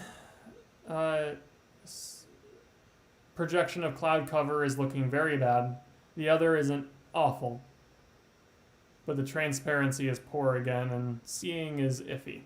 So tonight's probably the better night as far as the southern tier goes. Although we are getting very close to the horizon now. Has the comet ever come back out? I don't think it has. I'm wondering if... I don't think we're on a tree line. Not yet. Let's see. I think we're just... There's a lot of clouds hugging the horizon.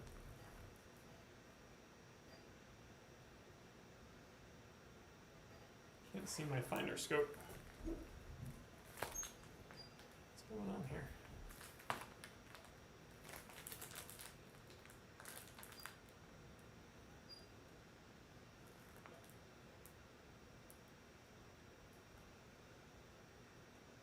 Yeah.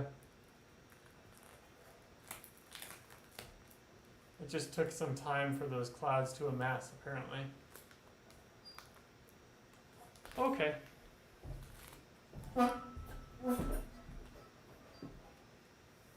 Well, I think we might have hit our limit for the comet tonight.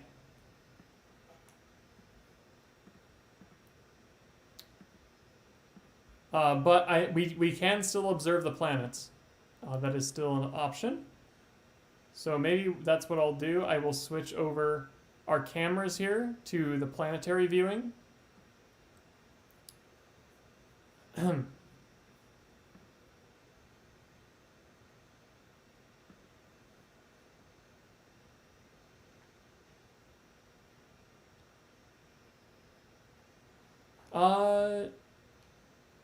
Let's see. Adrian. Need help finding it. Yeah. Well, I'm actually just about to switch my cameras, so let me do that now. Stand by for a second, and I can help you out. While I work on, because this actually will free up a port on my computer, so I can switch back to one of the views we were looking at earlier. Give me just one moment. And then we'll switch over to the planets because we've since lost the comet. So we were going to go to standby. Well, actually, I'm going to play this little teaser. It gives you something else to watch rather than a boring screen. If anyone... unfortunately, this is limited to the United States. I wish we could go further, but we're just not in a position to do so. But this is a teaser for one of our summer camps. If you're interested, you can go to our website.org after watching it. Just gives you something else to see. I'll be back in a moment.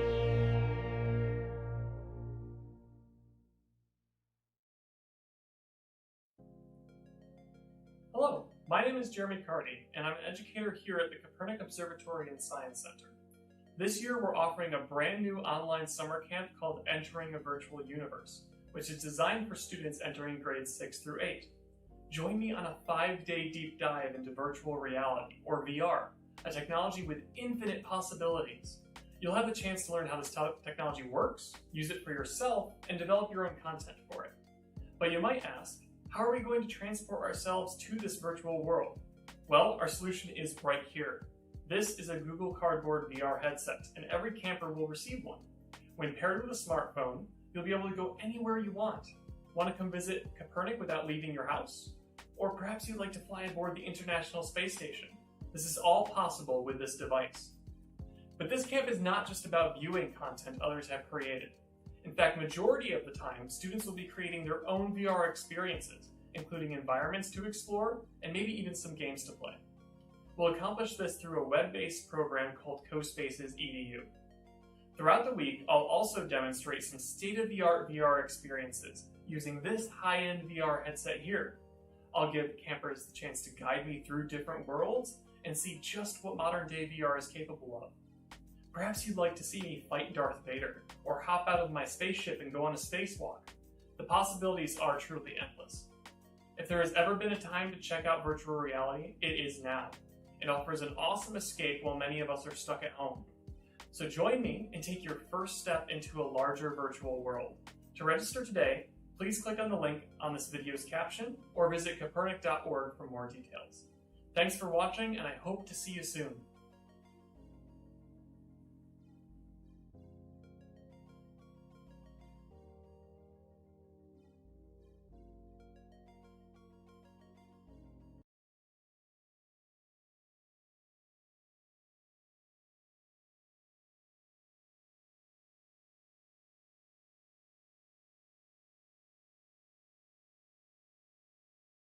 Okay, I'm back. So I hope that's coming through okay. Let me check the stream to make sure. Yep, looks like it.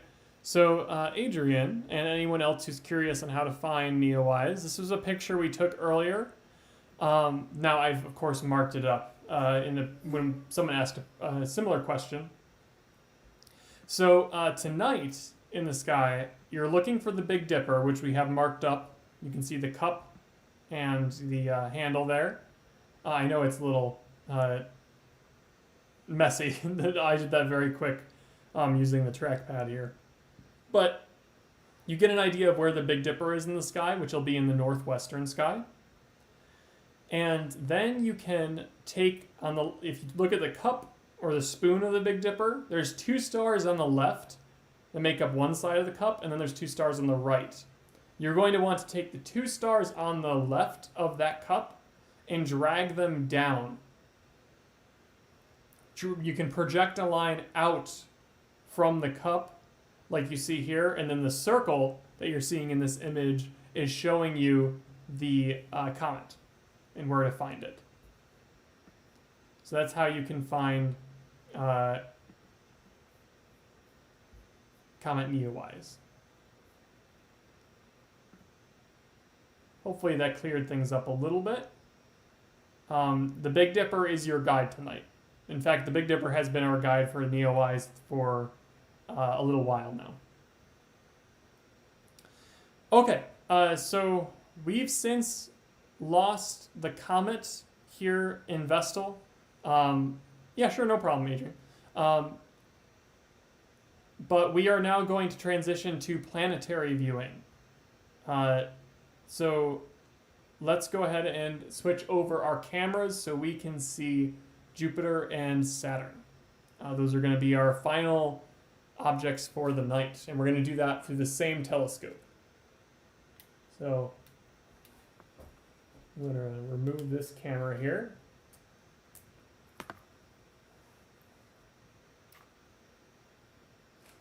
And you might hear the telescope moving around, me moving around, but we will go ahead and I gotta take the adapter off because there's this big fancy adapter that we have for using a smartphone camera, but now we're going to transition to something that can just be hooked into the telescope, like an eyepiece. But instead it's going to be a camera. Now the reason we couldn't use that for the comet is because the comet is too large in the sky. You need a wider field of view, and that camera zooms in way too far.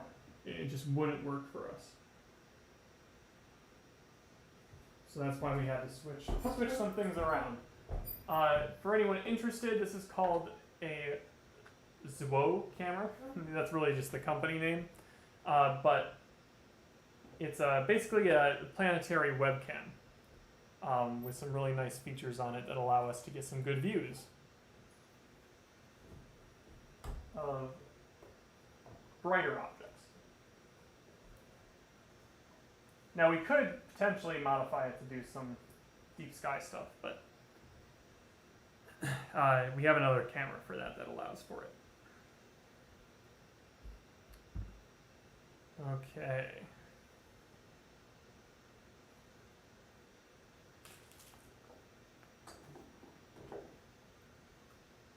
Alright, here's the camera with the 2-inch eyepiece adapter. Make sure that's pointed down. So this is going to plug right into the USB port on my laptop.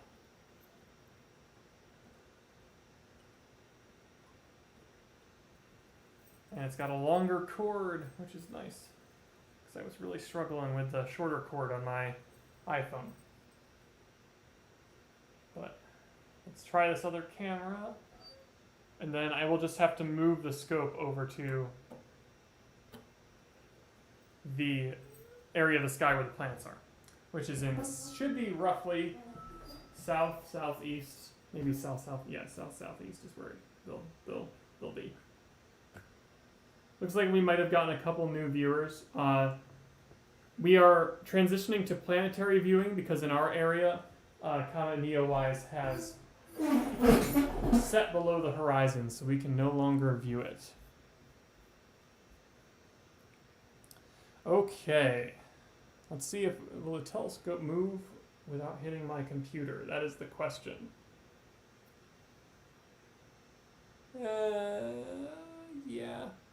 Yeah, maybe. All right. Let's go over to Jupiter and Saturn to close out the night.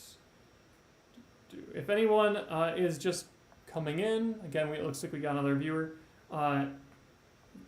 This is Kopernik Observatory. We were viewing Comet NEOWISE. It is now below our tree line, as well as in some clouds. So we've had to move on to our final objects for the night. We're going to observe Jupiter and Saturn up close. So let's give this a try. I'm going to go to Jupiter first, and then we'll jump on over to Saturn. That's the telescope moving.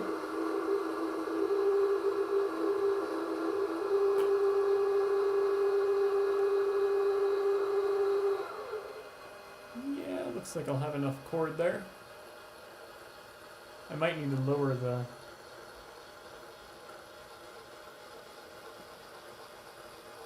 There we go. Okay. I'm going to bring up the webcam software. Sky. No, we want planetary, of course. Oh, that's bright.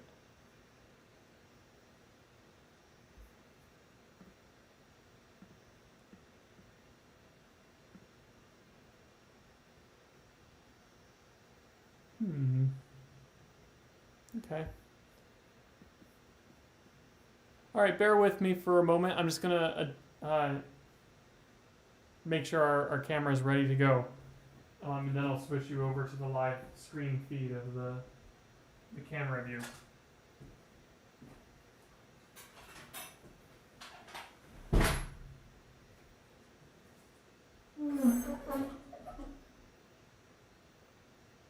Almost do this without needing a ladder, but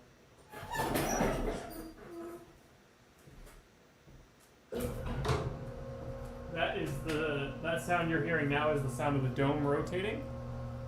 Oh, a little rickety.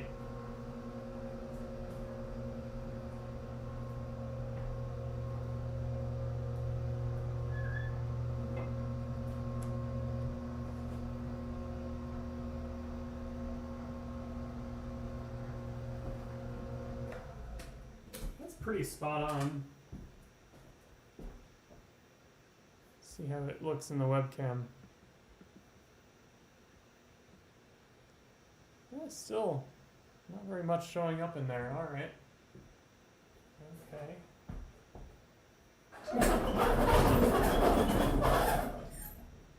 me grab a stool. It's a little high up.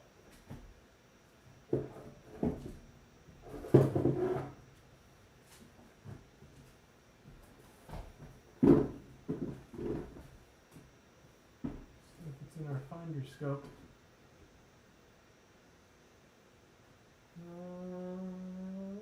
I'm gonna go grab another stool because that one's not quite tall enough. Oh, I'll be right back.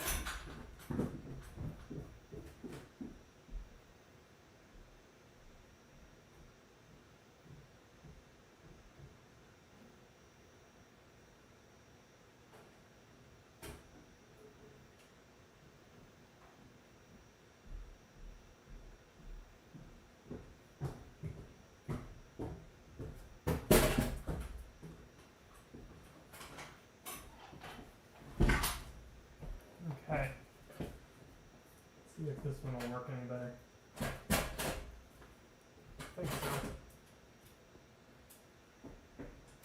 Yeah, that'll work. Okay, we're pretty close to Jupiter. I don't know why it works really well for the stars, but it's just not tracking the planets quite right. Should be okay once we get in there, though. Nice part is the finder scope on this is pretty pinpoint accurate.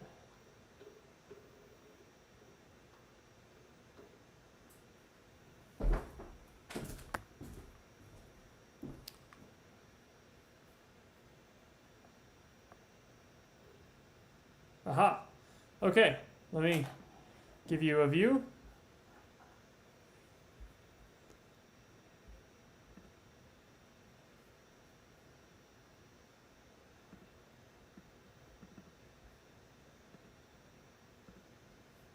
There we go. So here's Jupiter. Don't worry, I'll make it better.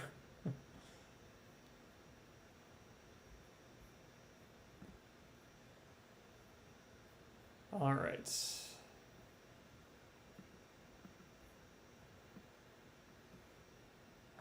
Gotta adjust the rate here.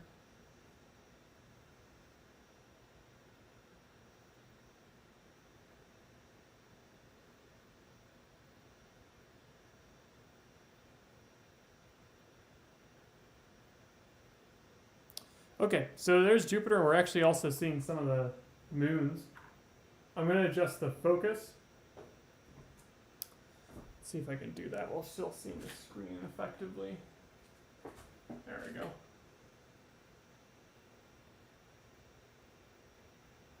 That's the wrong direction.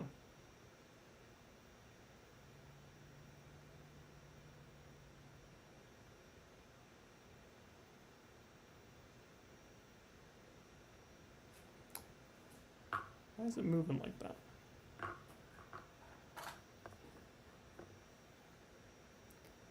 Bear with me, we're just focusing on to Jupiter.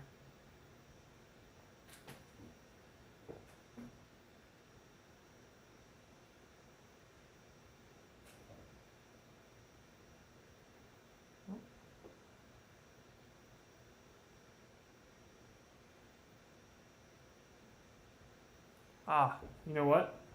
I forgot one final step. Why? There's a reason why we can't focus right now. That's because there's a diagonal in the mount still, and I actually have to switch that out for just the camera because I can't reach the prime focus of the telescope without doing that. This is my first attempt at using the ZWO on the 14-inch, so hey, I figured we would run into a few things, a few problems.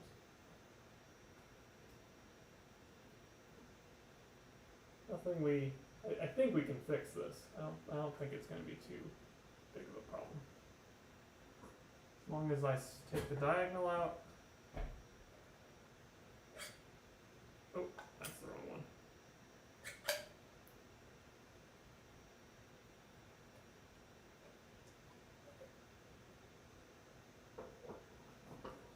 Just use that.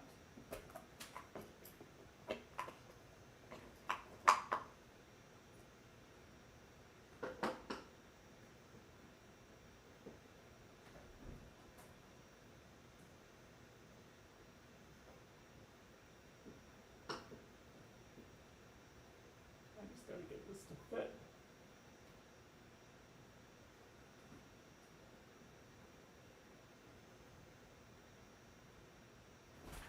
Come on. I think this adapter is just a tiny bit warped. Making it a little difficult to actually get it to work in here.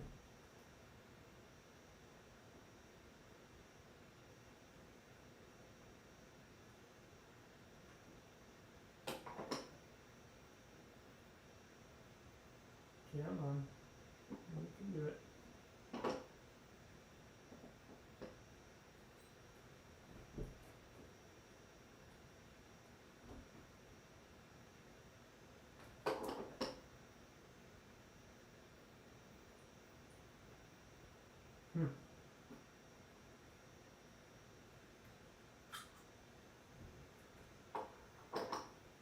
One thing at a time then.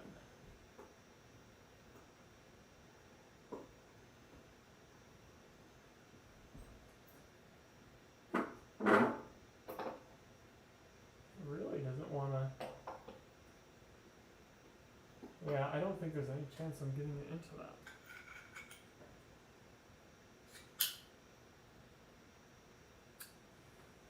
Oh, problem solving. It'd be nice, maybe at some point we can work out a way to show our what I'm doing. Because right now, again, you can only see me as a face. I hope maybe someday we can show what's going on in the dome itself. But I'm gonna go look for another adapter quick, because the one I currently have just isn't capable of fitting into our holder.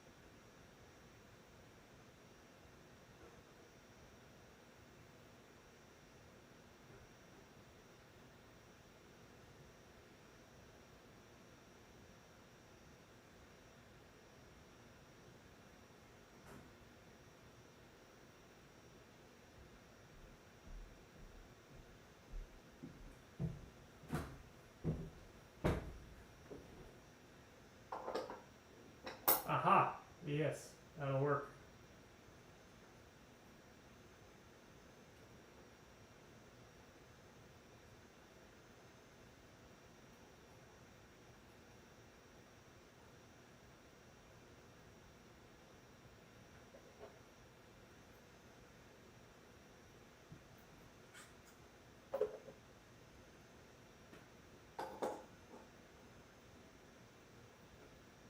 So that's the nice part about being right at an observatory is there's always something for you.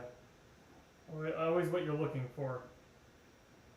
If you don't have something, you're on a observing site, you might not be able to get what you need, but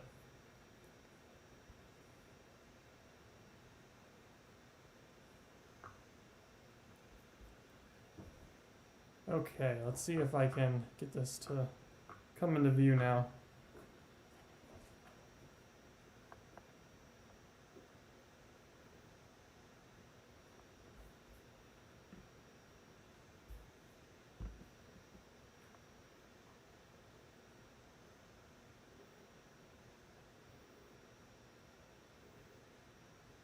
Uh-huh. Alright, this is promising. This looks like the sun right now. Alright. I think it's just a matter of focus right now. That's the reason it's so big.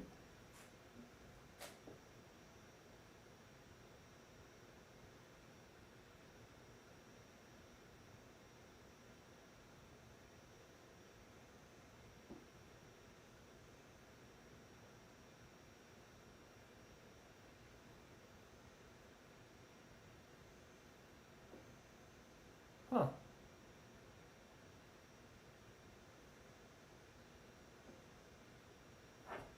Well, maybe if I adjust the lens a little bit.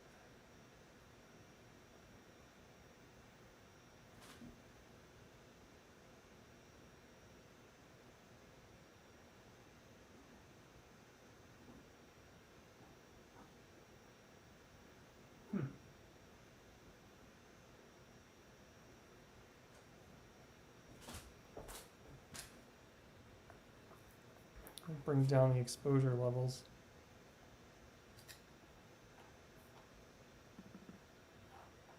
Where is the...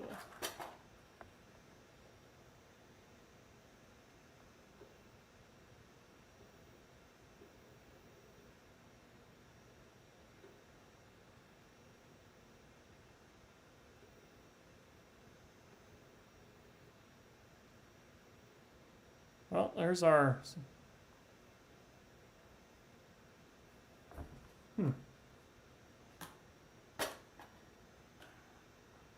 Why is it not focusing? What do I... I'm just not achieving the prime focus level. I don't know why.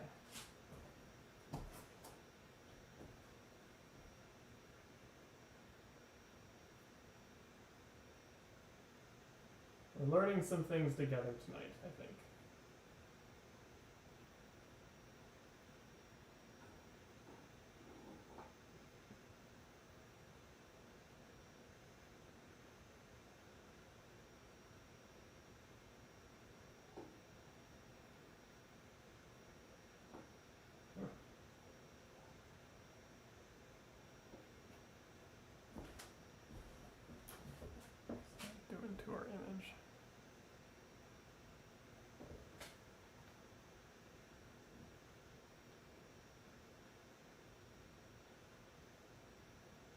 That's embiggening it.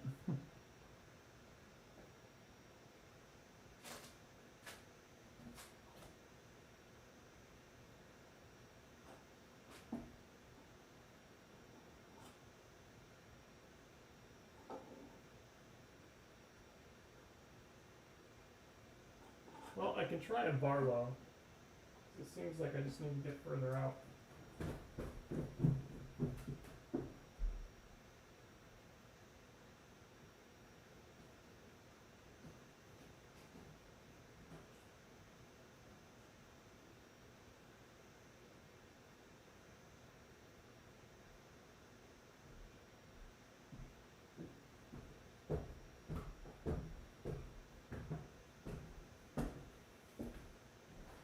Sorry guys for the delay.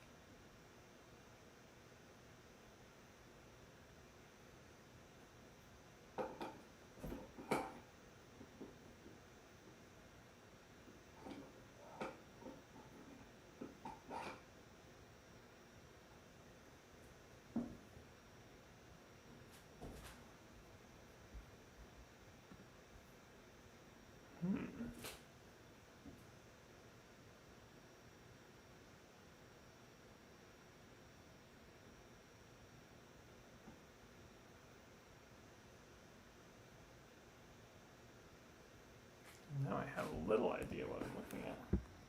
Before I had some idea.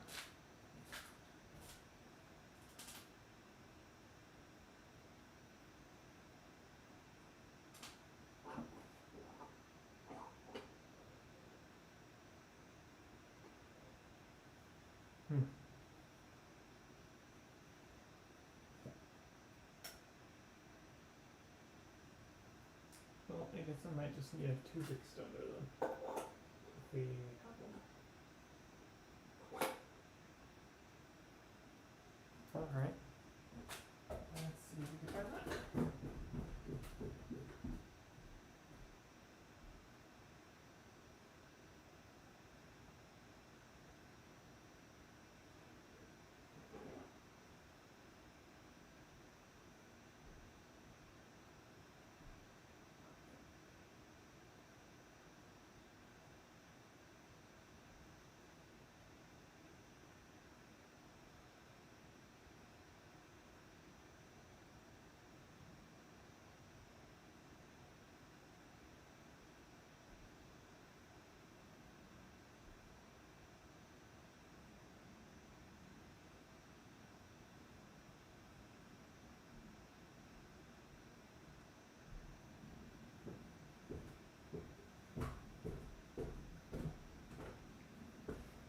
Might do it. Keep finding all these things that might help.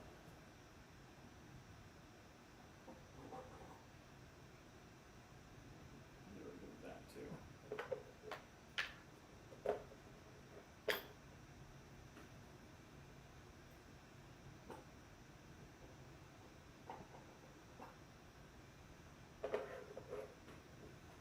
Okay, try this guy out.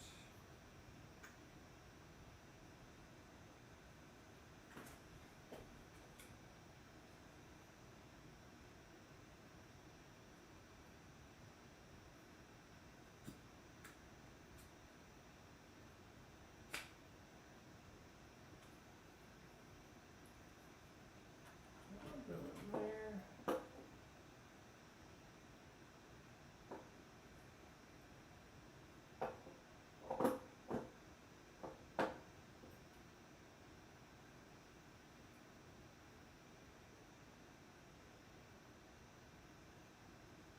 Too far.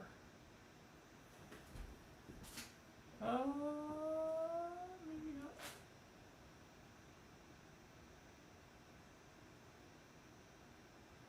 Did we find a solution?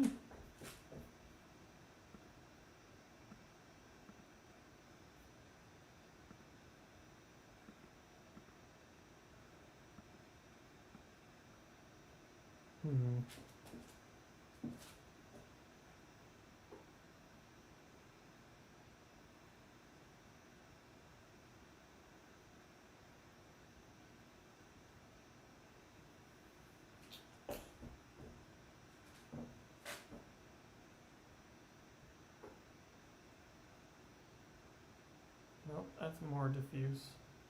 We're just trying to achieve focus for the scope.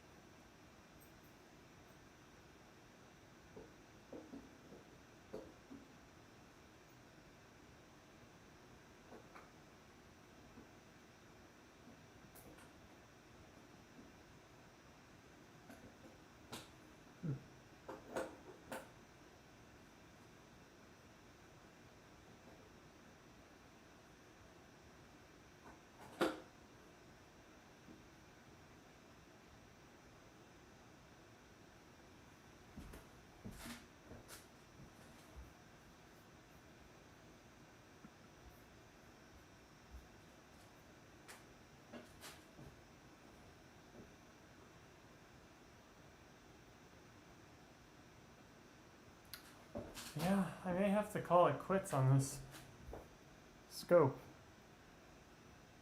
Just don't think I can get to the focus level. Like if I had a DSLR, I would definitely not have a problem. But again, I don't have a way to effectively stream from a DSLR.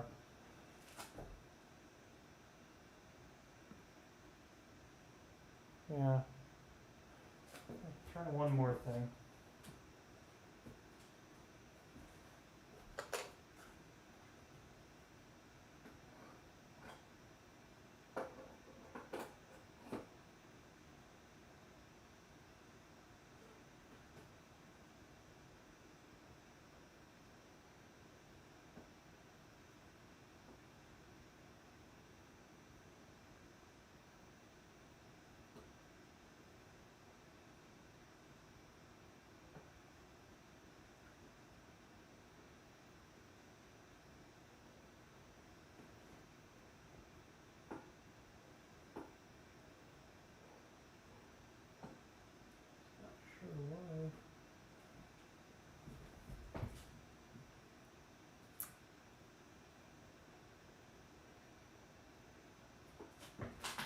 Huh.